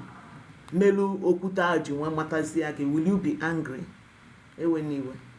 I will culture you as my wife, but I will tell you next time before you speak to a man, you must learn how to respect and how to talk to a man. You cannot just voice out in the platform on open place and start abusing a man. Who is in that box that is unreasonable? Call that person name. Who is that one person that is unreasonable in that box? My brother, I've heard you. Thank you so much. If you see lie, you call lie. I don't know. Don't apologize anything. Don't worry. Thank you, sir. Oh God. Don't apologize. Which kind men you are doing it? All these emotional men, they come up, they talk rubbish because they want women to love them. Ukono is a polygamy. He has 2 wives, and they're expecting him. You throw him a stone. So if his wife is dead, what do you expect your wife to do? Make your wife don't disobey Abi? If you want, make she sleep. If you want, make she no sleep. It's happier. Next time, if she see you call, if she want to talk, she will question her mouth. She will not talk like that again. If you have any other thing with somebody past, you learn how to talk. I don't like all these men. Look at this one we talk last one. The narrative we bring is not the same narrative another guy bring. Thank you so much. Oh, thank you. So I'm just in everything. That anyhow you can make peace. Maybe you do other, but the rate is to first apologize, not to you. As a man, hold your ego, hold your pride. Thank you. You are somebody's husband. Anugomo, thank you. Favor Oma, darling. In Eba, my love. Biko, Anọkwa m unmute ebe a. yourself. Good afternoon. Good afternoon. Mute yourself and speak. Oh, Biko. Oh, ihe Make mee it nji respectful. gbagote ịma na anọbụrụ m before but otu isi ekwu ọ dị ka akọwatụgo ihe mee. Yes, my But ihe mee nji gbagote bụ mgbe o nwere one of my auntie na-eme submission but ihe ọ na-ekwucha abụchara exactly ihe mee. So I wanted to come out. But the other guy ekwugo ihe. But before I start, achọrọ m define the word a na-akpọ reasonable to ụka ọnụ ka ọ ghọta. Yeah, Asị na one the man, word excuse me, favor Oma, darling. Get monte kangwagi. Words have a particular time to use it and when not to use it. And there is a time to use a word. It will suit that time. There is a time not to use that word. The same word can become an insult. Okay, this please will be cool. But there's a way you will put please, it will become an insult. Do you know? Yeah. Do you really know? So don't explain that reasonable. Because the scenario, even in the you allow the first person to speak. When you get to second person, you remember you needed a reasonable person. And when they all raise up hand, you never needed a reasonable person except after one person speak, the next person speak. Then what are you trying to explain? Okay, Auntie, let me tell you something. Mgbe this thing, n'iru Chukwu n'iru mmadụ, anyị nwa na-watch ya. Etekiri ya like otu ụka ọnụ si take ya because before Auntie Precious made her submission, my love, favor Oma, I know you very well. That is why I said ụka ọnụ bụ accumulated anger. I am a very smart woman. Ụka ọnụ came with an accumulated anger. Ka onye siri God punish that favor, kitekpa gbakwa gị, hey Chineke gbaalụ m. Unu na-like ka ime mmadụ mmadụ a na-ekwu ife enweghị isi n'ọdụ. Biko moderator mutuo n'onye a Chineke gbaalụ. I don't like using some certain words on somebody. Ifunana o te na nkwụsị akpali na mmadụ here. Na eme na ihe nyokapụrụ n'ọnụ. You people should stop this thing. All the normal. Even the word that reasonable, n'iru Chukwu n'iru mmadụ, o yuzubu ya the first time because to me onusifu that scenario was that NMM a little bit of banter or argument at this argument. So Auntie Precious after saying reasonable person get through banter because everybody was saying everything at the same time. To me, I feel not something only a fair argument and judgment without bias. That was exactly what she meant. That in Ipuluketa is what she meant. That was exactly what she meant. But the scenario maybe knowing fully where somebody name will backtype. Onya but the first person kuchala onye ozo choli ipu no puye or do in order. But that was exactly what she really wants somebody. Excuse me, she really wants somebody. Hana boy a communication. Hana boy communication or bore con. Yemwe good understanding. Yes, that is what she meant. When you play, only thing na life and ever. The thing play can. Ukonu bidori ukwu mute mic ya down mute a little bit. So, ụfọdụ n'ime anyị ada anụchi ihe ọ na-ekwu. Then, ọ dị ka the life apos and you feel in on network. Then, ụkọ na-asị, Precious, what did you say? Then, o repeat that first question, o repeat it before. Then, o pick your offense. The next thing, oh ya for Precious, ịba ashawo. Ịdị ihe na-anụ dị audition onye nwa mụtara ụmụ na ọ bụrụ onye nwa mụtara ụmụ. Like the thing, o just to get just to sprout worker flower may shoot to their seeds. So onye was like, I can't be any masses. I didn't see now Obuna Hana Bune issue na how they Obuna Maru how they should talk and when to. Because that kind of didn't see my favorite phrase I use there, you cannot beat a child and tell the child not to cry. I cannot beat my child. One after me, maybe I put television on Kuwa Makananti, Kubu. So onye ọbụla mmadụ ka a na-esi ekwu okwu maka unu na-asọpọtụ ụka ọnụ. That insult was not a direct. Ọ bụrụ na insult, ị na insult to everybody nọ ebe a, including the ladies n'okwu ebe a, because a lady was there, 2 ladies abi plus Precious with ụka ọnụ. So ọ bụrụ na an insult, ị na insult to everybody including the host. So to me, Amaro Mioji picked the offense to that word, why it was not directed to him, because his name was not mentioned. So I need to come at the case here.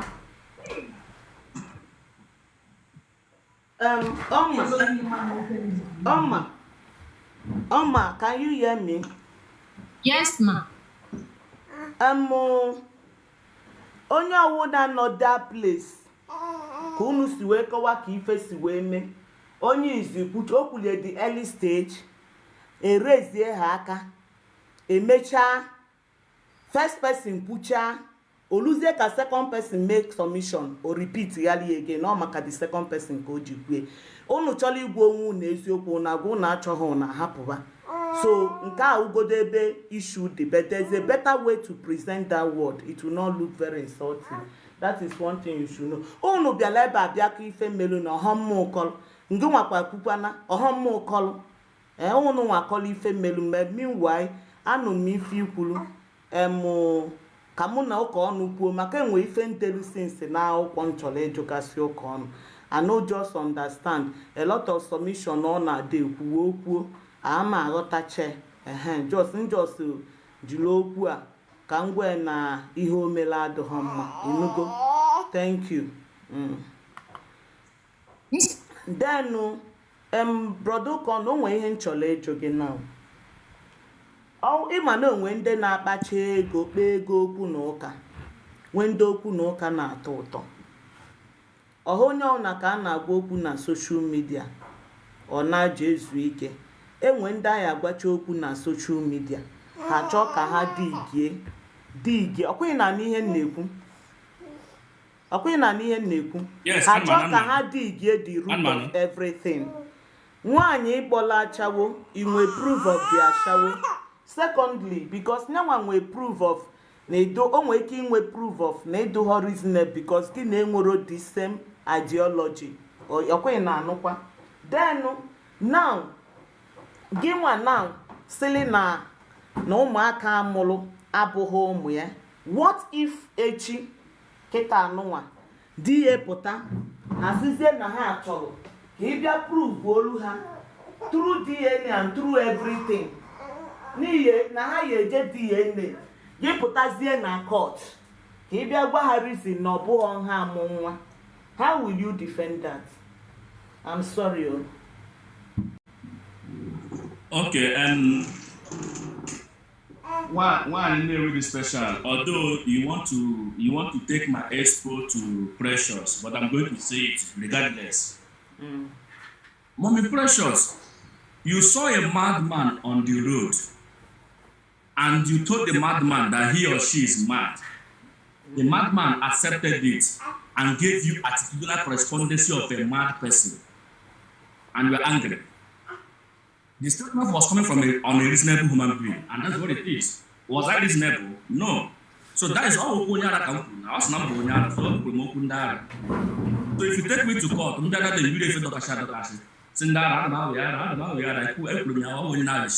was unreasonable. And that is the only statement that can be said by a reasonable person. In school, I read political science. Apart from idea. I read political science with first class degree. So who are you? Who goes you? I was actually a madman. That's what she said. And I behaved.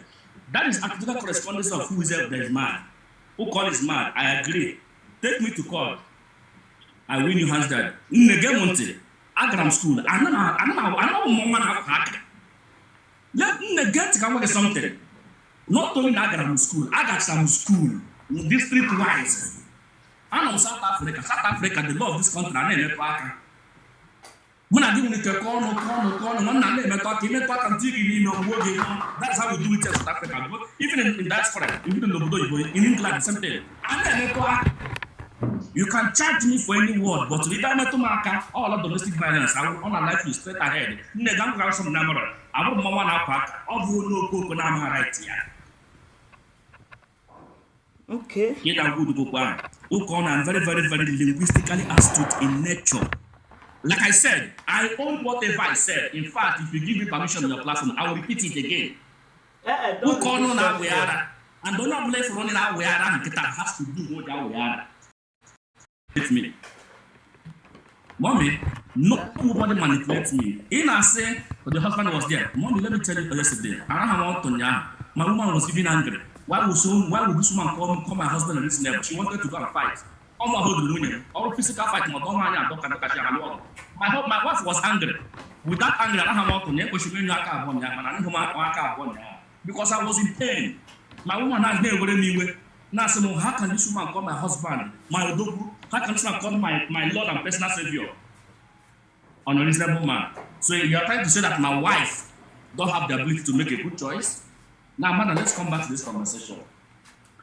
Whatever happened yesterday, I apologize to my boss, Odiko Global. Odiko Global, and I respect you. And no man, I've apologized to him also directly to Odiko Global. But let's be honest here. Precious was just a single entity. Precious insulted every man in that bus, including women. It shows how myopic some people can be. This lady insulted the full grown-up men in that platform. I think the eldest one there was Omega Smart. That is my elder. The person I respect so much was in that platform. And they want me to bring myself solo simply because none of them don't want to say it. They don't want to say it. So he want me to accept the same insult she did, even to the Obioko himself. He insulted the host.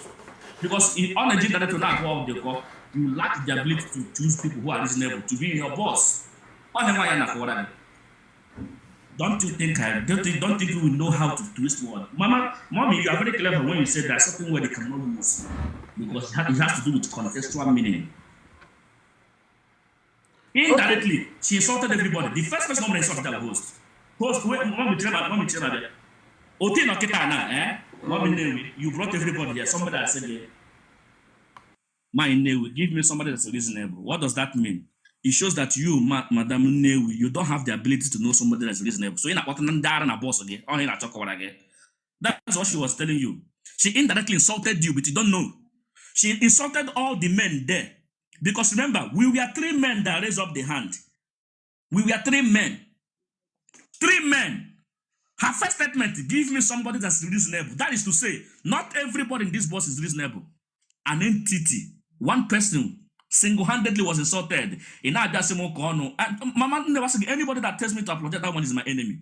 Including you, Mommy. I know you won't tell me that, but you can tell me to bridle my tongue. Yes, I can bridle my tongue. But anybody that tells me to apologize to Precious is my enemy. Including you, Mommy. Because I do not insult her. I gave her what she deserved. And I have said what I have said due to by default nature of foreign now we are. I don't think what I said was under the flesh of foreign now we are. Now we can no do it. And I can actually do it even more if the time comes. If you want to tell me go and apologize to her, you have to bring her to the table. Or then you go to apologize to all the men, every man in that bus. Man, let me tell you something. If you insult me publicly, you don't apologize to me privately.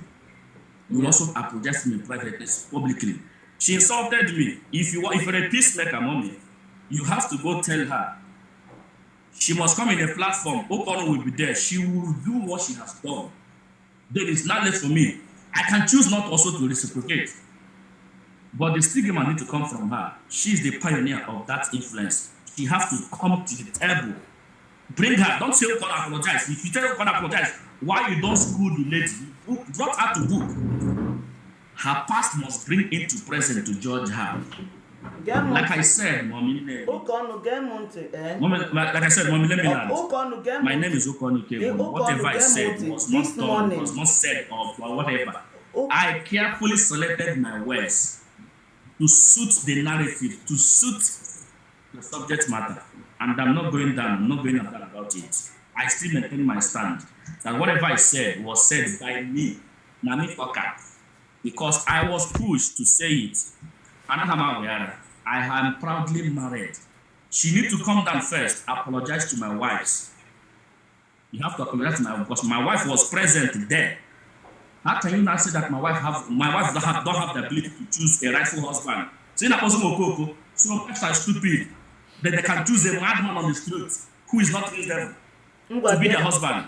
My dear, I think you guys lack the ability to reason. Anybody that says you can apologize, you lack the ability to reason. And I put it to everybody. If you are here, ladies and gentlemen, and you are demanding no to apologize, that I went too far, you lack the ability to reason. And you are my enemy, to be honest, because you want to take away my happiness to please somebody. You cannot displease me and please someone else. I come first. How I choose to attack my enemy. Legit goddess, excuse me, Ukon, legit goddess, if you are here when I talk about this thing, I say no one should insult anybody. I am blocking you now so that you will not insult him again. Enano, I am blocking you not to comment. I am muting you here. Kwailo onwe Google, ndị moderator mutu oye. Amaho moderator eba. Mutu onye biko. I don't want that word from you. Happy ka owulu mumuye. Ị na-ekpo emumu mana nwaanyị na-abọji n'ụlọ. Na-awọchi ipie ha na ha bili. Nwaanyị na-abọ nọ n'ụlọ na-awọchi ipie ya na ha bili. Gị nwa akpụsidewezila ahụ n'ọgwụ mmume o nwere ike nwokwu onye gị na-enọ. Ị nwetebughị one. Baịkpọ nna onwe unu ugwu here self. Di mmadụ ka ị na-akpọ mmumu. Just because of ifenya na mmadụ nwere, it's not even you. It's not even you. No di mmadụ. Sometimes if I chokwalo n'aka mmadụ ka anyị nyekwa n'ihe onye ahụ. That thing we want from somebody, let us give it to that person. No. Stop na ihe onu na-eme. Kpụrụ ka ọnụ bụ okpụrụ ka ọnụ bụ okpụrụ ka ọnụ bụ okwu na anụ na nke. Kpụrụ ka ọnụ bụ okpụrụ ka ọnụ bụ na anụkwa n'onu nke. Mụ na stop this thing. Oke ọnụ ịmụ ote na njikwa gị na nchọ ka mụ na gị nwee conversation. Anyị ekwuchakwa n'okwu a ịchọghị hapụba. The other side agwali enye ayọ na anọkwa ndị mmadụ you should not beg. Mpụtakwa ebe a kịta anụnwa ka mma na ma enweta gị ọkwa na inwekwe ndị na-akwa ịkwa gị ọkụ sị ụga ayọ na unu wutu adult ife masịzila unu na-eme. And precisely o nwere okwu okwuchala na mgbede a mpụọ because ihe advice onye di ya kwụ n'azụ shim ife ọ na di ya gwali ya ka ọ ya eme ife ọ na onye ọna na-agwa ya na social media rubbish. So o nwere ihe okwulu n'ụtụ a nsi respect and I respect your husband's opinion. So my advice does not count. Ịmara ihe di gwara ime maka ife m na-emebe m onwe ya bịa gwa m anything m na-eme abụghị ife di m gwara m mee. You understand? Then nke ahụ aga ụka ọnụ ike gwụ ọnụ. The only man, woman, ụmụ nwanyị niile na-akọ ọnụ na comment section mana ọ sị na ụmụ nwanyị ala ikeke ọngụ ka nna ha akpọ na ka ndebelu na bistream ụka ọnụ ọda atọ m ụtọ sometimes ka ikwu okwu na social media. Ụtụ isi ikwu okwu ụtụ isi agbawapụ okwu ịgbawapụ egwu na-atụ m. Ị na-agbawapụ okwu ahụ egwu a na-atụ m. Ịgbawapụ egwu a na-atụ m wee were akwụkwọ m wee na-edetu because I don't like condemning people. I don't like condemning people. I like nke m mepụtara edetu onye edetu oge okwe m wee na-ajụ. Amen. Ị na-anụkwa ife m na-ekwu nna anyị ukwu?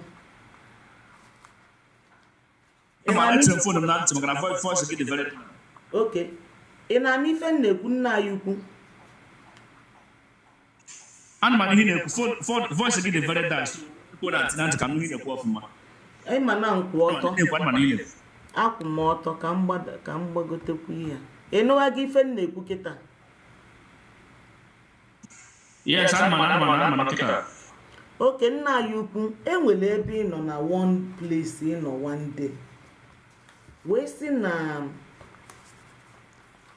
okwu ị na-ekwu ikwugidolu wee kwuo sị na ụmụ nwaanyị mụrụ gị nwa na South Africa n'ịnapụrụ ha n'ịkpọnala ụmụ gị na Nigeria na ha nọ na Nigeria, and you are very happy to say that. I'm very proud n'ịnapụtanili ụmụ ndị nwunye gị nwa kpọnata ya Nigeria. Biko ọdụkọ the best thing ka imere ụmụaka ahụ niile, ụmụaka ahụ sa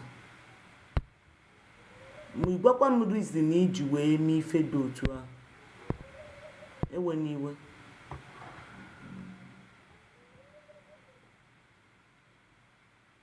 Unmute yourself, idukwa muted sir.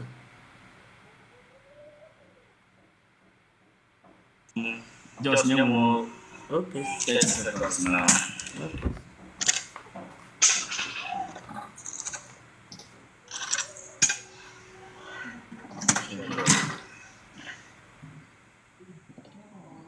Maka ọ na-ahazigodo onwe ka nkwu ife m na-ekwu. Ụka ọnụ is less than 5 months na this TikTok. Nenu how many followers o nwere. Ọ na ụka ọnụ ahụ ekwu ife sọmụntị chọrọ ịnụ. Onye nwe those followers. Chọọ your niche, special na your niche. Some people might be learning. Okwu niile ewu okwu dal n'aja. Agwa m unu like nna anyị ukwu chacha si wee kwu. Ọ sị na this man wụ arise Abakaliki. Iyogide ife ịghọchatara iwuruzie. So no, unu anọgo ebe a 5 years, 4 years, 6 years, 3 years, 2 years. Unu enwebe more than 2,000 followers. Check in. Okay. TikTok they put to the TikTok they put to the just mute. Okay. So come sage here Jerome. Firstly, I am an impression to correct. Anahara ụmụ nwaanyị na South Africa nwafa pụọla Nigeria. Ha bụ nwa mụ amụrụ ya. And mụ awụ nwoke. I am in charge. Mụ anwe nwa. I am the first originator of the child. I am in charge of my home. I discussed that. I make the decision and I told the women we discuss about it, and that is the final. They won't say no to that. If they say no, I will divorce them and marry another woman. Because I don't marry a woman who don't allow me to be in charge. I am a man. I marry a woman, not a woman that behaves like a man. Now, one thing people don't know is this. Diaspora has a lot of ways to destroying children.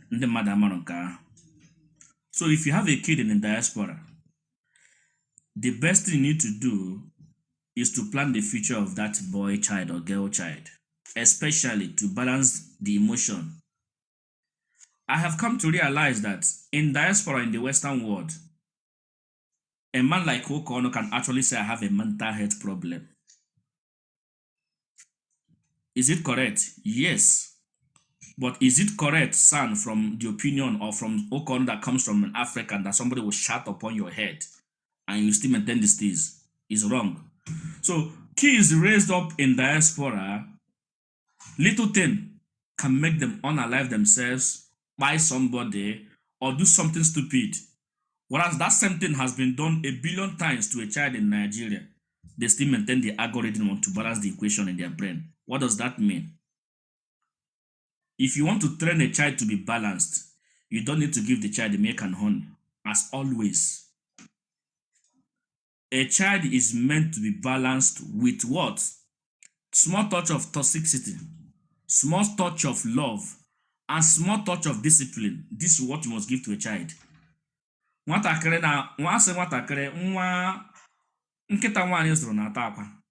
one. Nwazo na diaspora.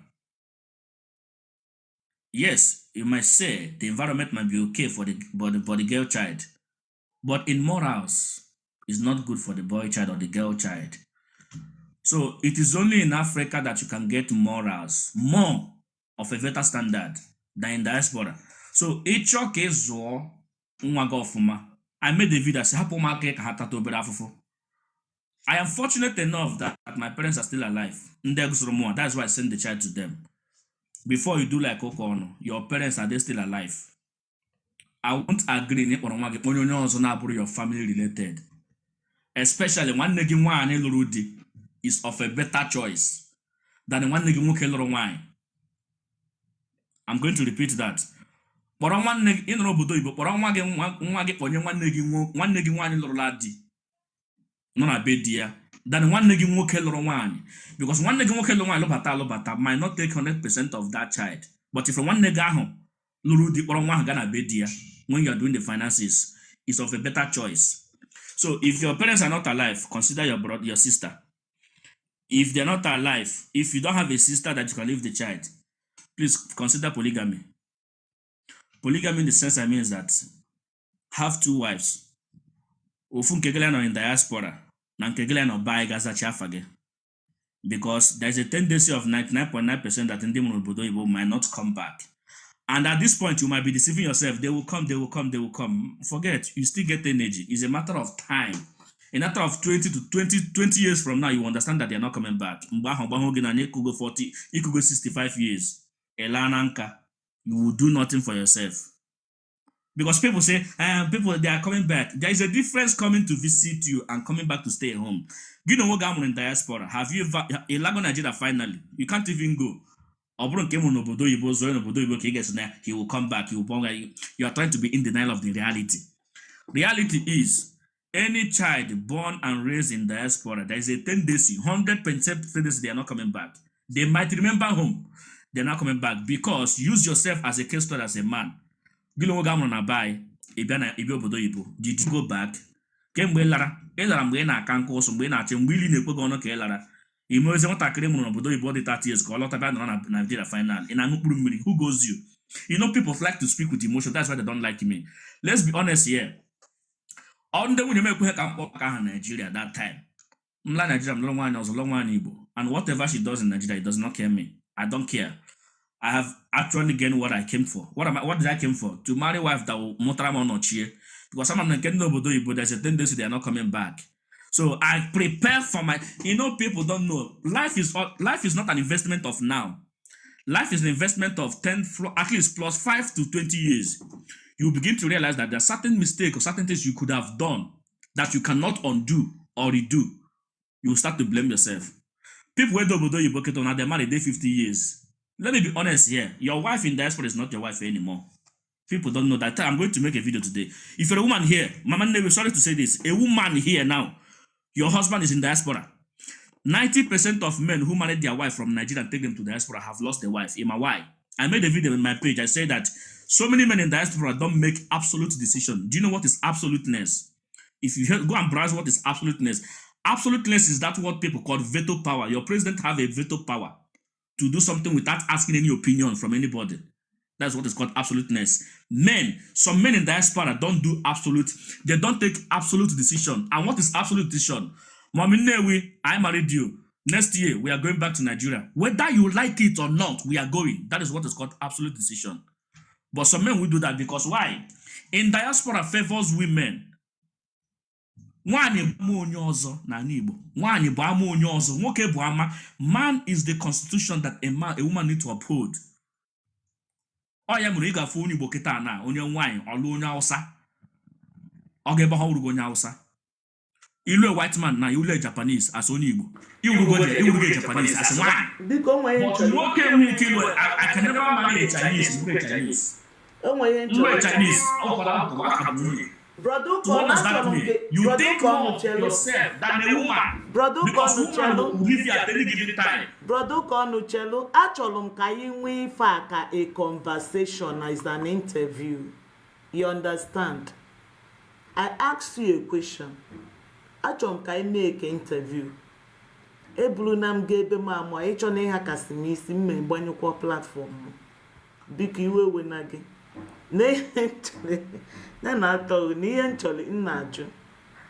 Those kids now, and what I mean, if you battle the option each way on her Nigeria, we buy as of my right? Or moot on Yes, Mama, yes. And God was so kind that your both parents are still alive, right? Thank you. Then now, my question is this, because I am a girl. I left my parents. They gave me out. when I was a year, 8 months. Within themselves, they thought they are doing me the right thing according to them. They took me to my grandmother where I would get the best morals, the best, as you said, to my grandmom. But unfortunately, when I grew up, I almost become their nightmare.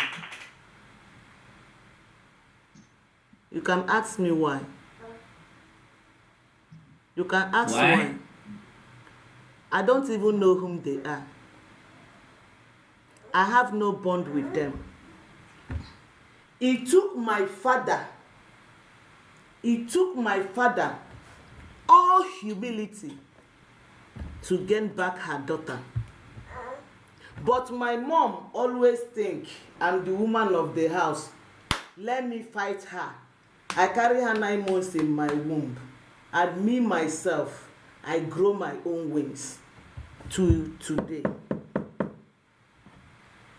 Number one, a lot of people grew up and called their mother, Mommy cake email, Mommy cake email. My mother don't even want me around. I'm not exist. It was my grandmother. And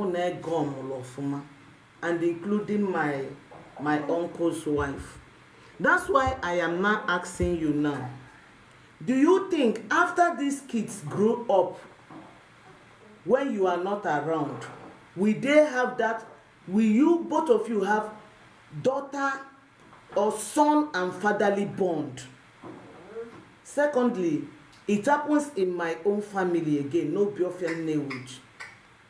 One of our brother in a community, not my family, community, ma akabaha no akabibe, but I otu onye mulunda akabonine. Then this thing happened that the man who got China, China. Then along the line, the interview in the man also not buy no one girl go ye moto bitoria fiana biana to buy menana as a woman zucha upolo woman ka everything. But the same our brother Natal, Kobiaze Zuike as a old man when his organ failed him. Owena yezibo agwo na ya. Imomo this woman no na nnewi ayo mutali omo fo. Nke jokala putali ojewala onwe kono ko si masie. Onye na ha na akpa wo dia mom. Onye ha ka like wo dia mom. Onye ha cholo wo dia mom. Then this man na nokata one day. Sini ya ka oye megido we nwo. Akpo nke ada akolo otu akọ nke. They don't have bond. They don't even understand him. It's like a stranger coming to impose himself on the children. Ima the person biakwa papaya. It is the same umuaka nke omulu jeje nke omulu na China. Wonye poli o say daddy, I say my son I'm not doing well. Oh. I am this. This boy flew from China but obodo apollo na wepo. They never come back alone. Nwoke awa makepta kwa na Facebook. Ifoko miese bugalie. Now, those umuaka ahi na-enanya, no umuaka aha awoka, no umuaka aha na-ekpojeli ebe ahụ azụ ọfụma. How are you sure that your old age na gị na umuaka gị ya enwe bond? Onya wa ajụjụ nchọrọ ịjụ gị. Thank you. Okay, I was talking to your mom. You are a Christian, am I correct? Okay. Since I grew up, they told us about a miracle. All the miracle done in the Bible has never been done in real life. All sorts of people in the Bible can never refer, and Jesus made turn water to wine. Nobody don't turn into wine. Jesus healed the sick. Jesus not the sick. Jesus Jesus healed the leper. Jesus did this. These are miracles and fairy tales they told us. It might happen then, which I can agree, but it does not happen in the realities of now. What am I trying to say, madam? Your predicaments or how you feel or your nature cause does not equate reality. Reality is something that statistically, or I will say generally, the children born in diaspora are liable of not coming back. What you just narrated now is just exceptionalities, which it happen in most cases. You can't use what you just said to judge a billion of other opinions. So it means that your opinion is meaningless. What does that mean?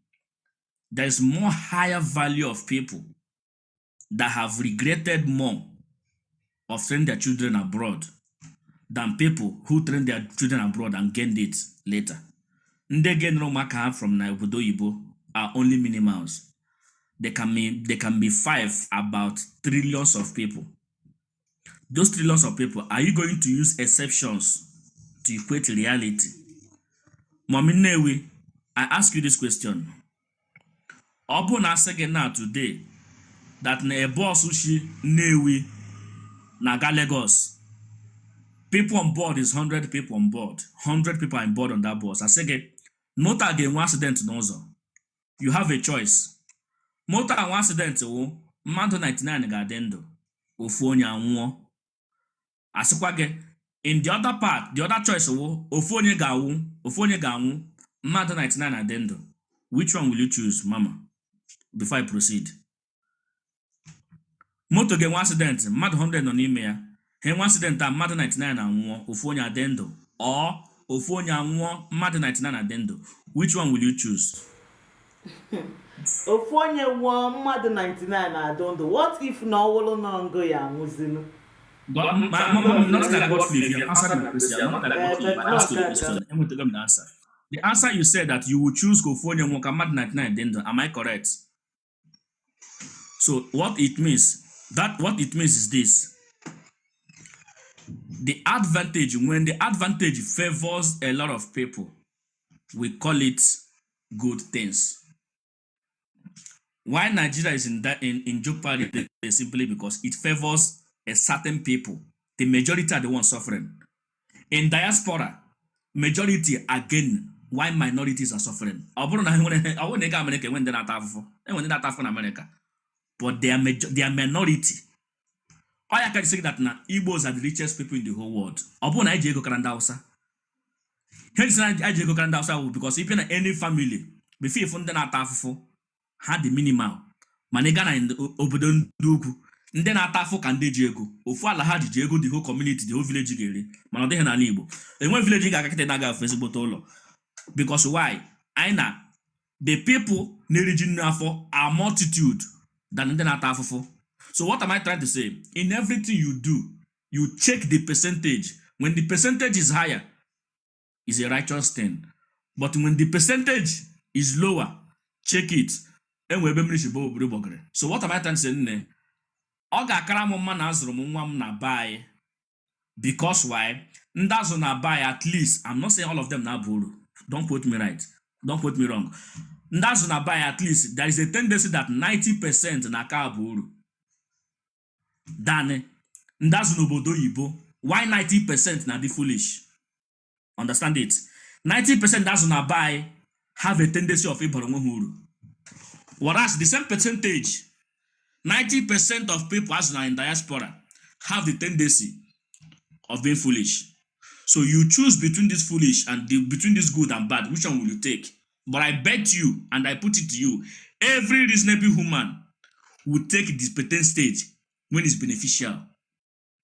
Meaning that the way you choose, matter 99 and then that is how reality works. That is reality, not exceptionality. You want to go the thing na mommy? But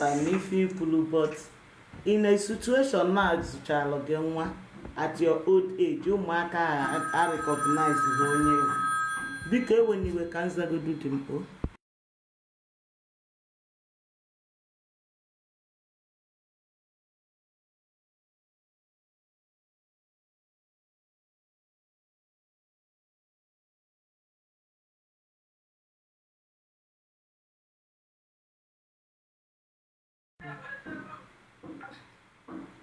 in a situation na ọwụlụ with that person ụmụaka ga-ama mbọ do it, will you be happy?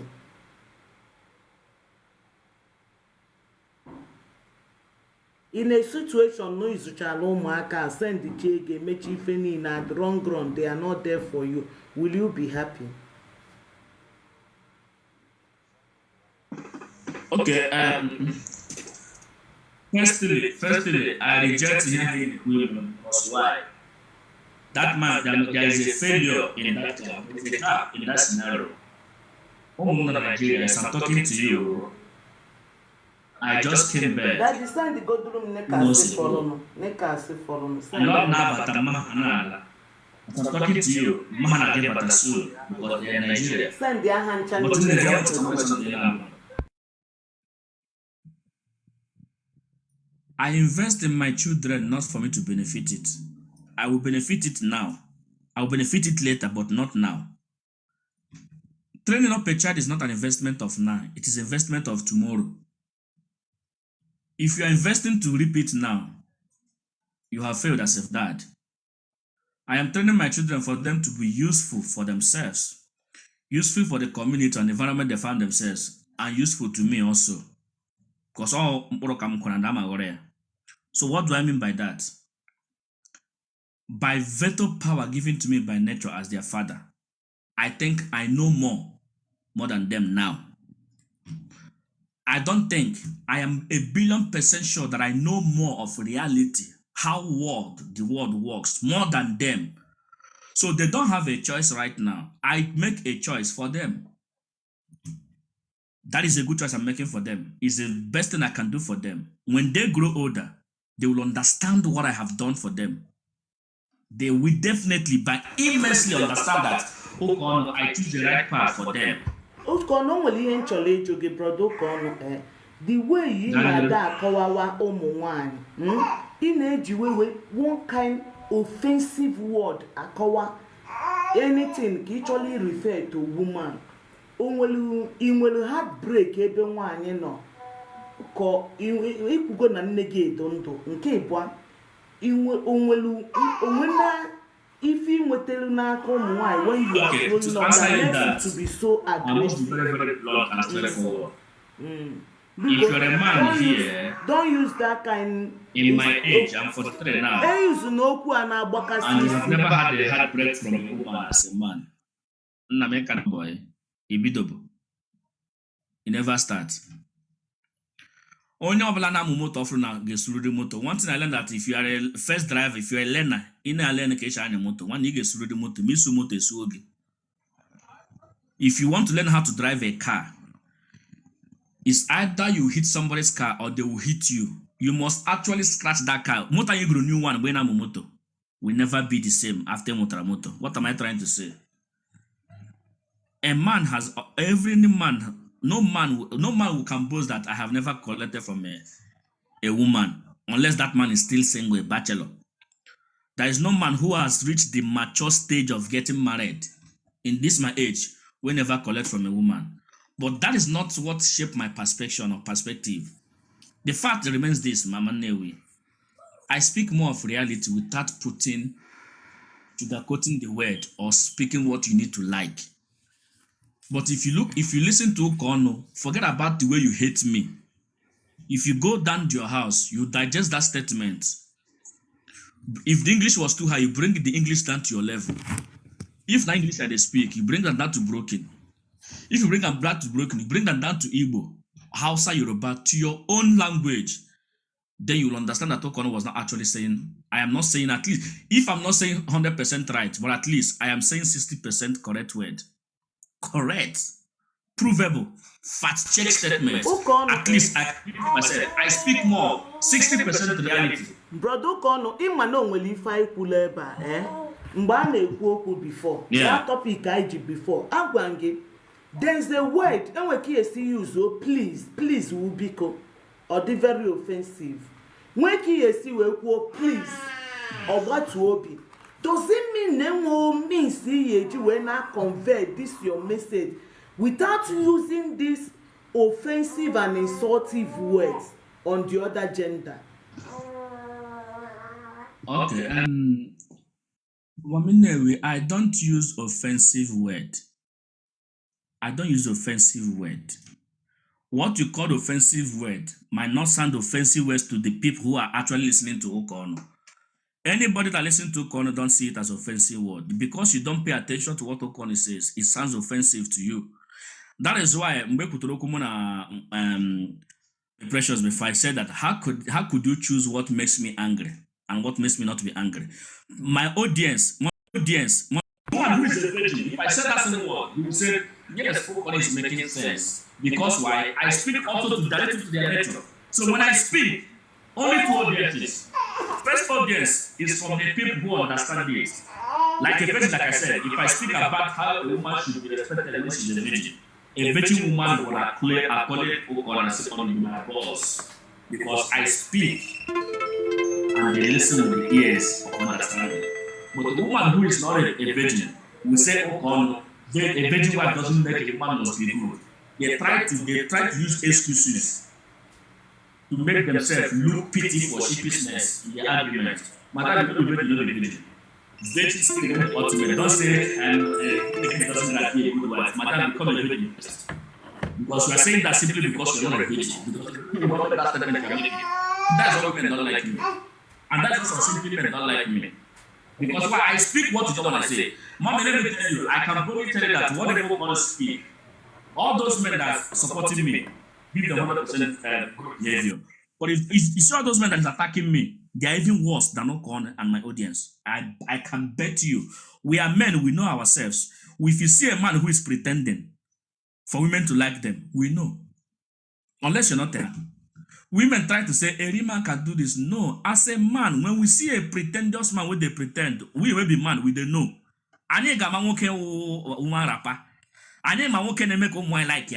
Because when you don't speak truth, simply because like unless about damma. Brother Okono, I am balanced. Brother Okono, get monte Ombo ịchọrọ ka nwoke niile pụta na-ekwu na ụmụ nwaanyị niile ajọka na ụmụ nwaanyị niile ajọka before o wee wụrụ na ha na-ekwu eziokwu. Nwoke ọhụrụ na-apụtala na-asị na ụmụ nwaanyị kpọta ụmụ nwaanyị tiwuo, kpọta ụmụ nwaanyị gbuo. Onye mmelu dị man ọwụla ezigbo mmadụ. Biko kọwala anyị. Thank you. Mommy, this you just said is true. If all the watch I don't say people no rubbish if we're having a very deliberate and a debate conversation. Because why? Because excuse me, I want to address something. Wait. Zara at NG for real. Neka among no onye zulu ga zukwalo go ofuma. Neki si wolono na akojelu nne mother. The mother is not here. Not even the mother that asked this adult man to stay here and be talking like this. But if onwega somebody, onwegi ya agwago kita na uche go usulezu. Onwegi ya agwago kita na iwe a human being. Nya kpatala iji wee cost nwaanyị mụrụ ikpu ọma I mean to say ikpu kala aka mụrụ ka ọnụ. Because ị na-ekwu okwu anyhow. Gịnị ụka ọnụ kita kele onye do different. Cause be the woman that raised you. Gịnị ụka ọnụ na kele onye do different. Gịnị ụka ọnụ ịhapụrụ ụka ọnụ an adult man choose through life ọ ya ebi. Ịhapụ onye ya agwa okwu ije wele ọnụ kojelu an innocent woman nọ na village to fear kwa gị. Ndụ gị na-asọ oyi to fear. Sometimes unu na-emefu na na-emefu ife oke. Unu ama na unu na-emegido na pụọ na clue. Kele ụdị iwe na-ewe gị now. Not just na-ekwulu onwe ya okwu na social media. He does not force you to come and listen to him. He does not persuade you that you must be here. Why raining cost to the mother? Why raining cost to the mother? Why raining cost now to his mother? Biko moderator mutu onu monya biko mutu onye. Unu putu na-ewe iwe enweghị isi na ọdụ. Unu putu na-ewe iwe enweghị isi na ọdụ. Unu wegide iwu na spi ife yenye unu nsogbu na future. Your son done somewhere na-eme ife people are na-ere nulu cost. Is it the best thing to do? To fear kwa. Go on, Ukon, go on, please.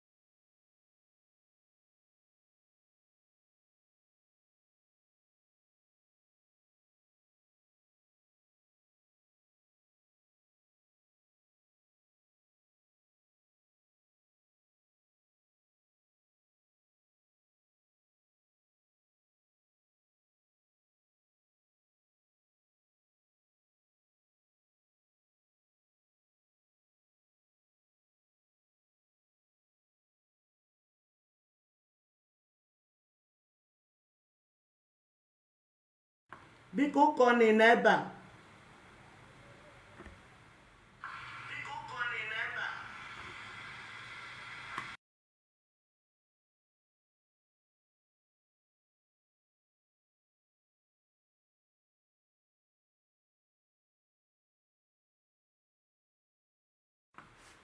Can you people hear me?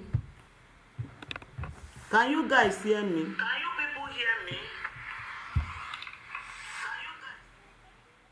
Ịma na ọ nọ na shop ya.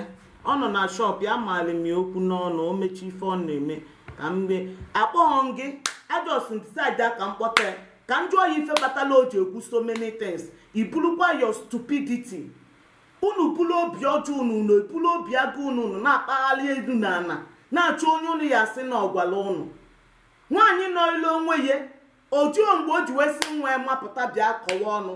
Onwe mgbe o ji si nwa bịa kpalịa mmadụ ịbịala inyelu Precious aka wee nụọ ọgụ nyanwụ Precious sef akọbụghị ya ọnụ kọnaluo nne maka ife idele ebe a he talk to Precious enyi ya Precious ọgwala okwu ọgwala ajọ okwu akọbụghị ya ọnụ kọnaluo nne gị nwe gbagagbachi otu a ka m si ada nwụfụcha unu na-akọ otu unu si akọ na nwoke eme unu nka nwoke eme unu nka nnekata unu anana just so many attitude unu na-eme ebe a na-egosi m ụdị mmadụ ọnụwụ.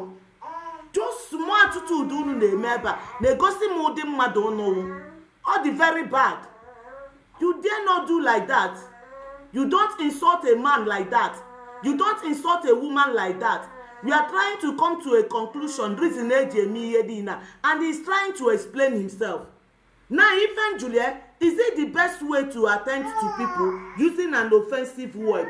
Go explain where is it cause dulu all non kegi kagwalo cause dulu na amologi. Among me ya be happy. Mo one onoza a cause one wagi to you. Will you be happy?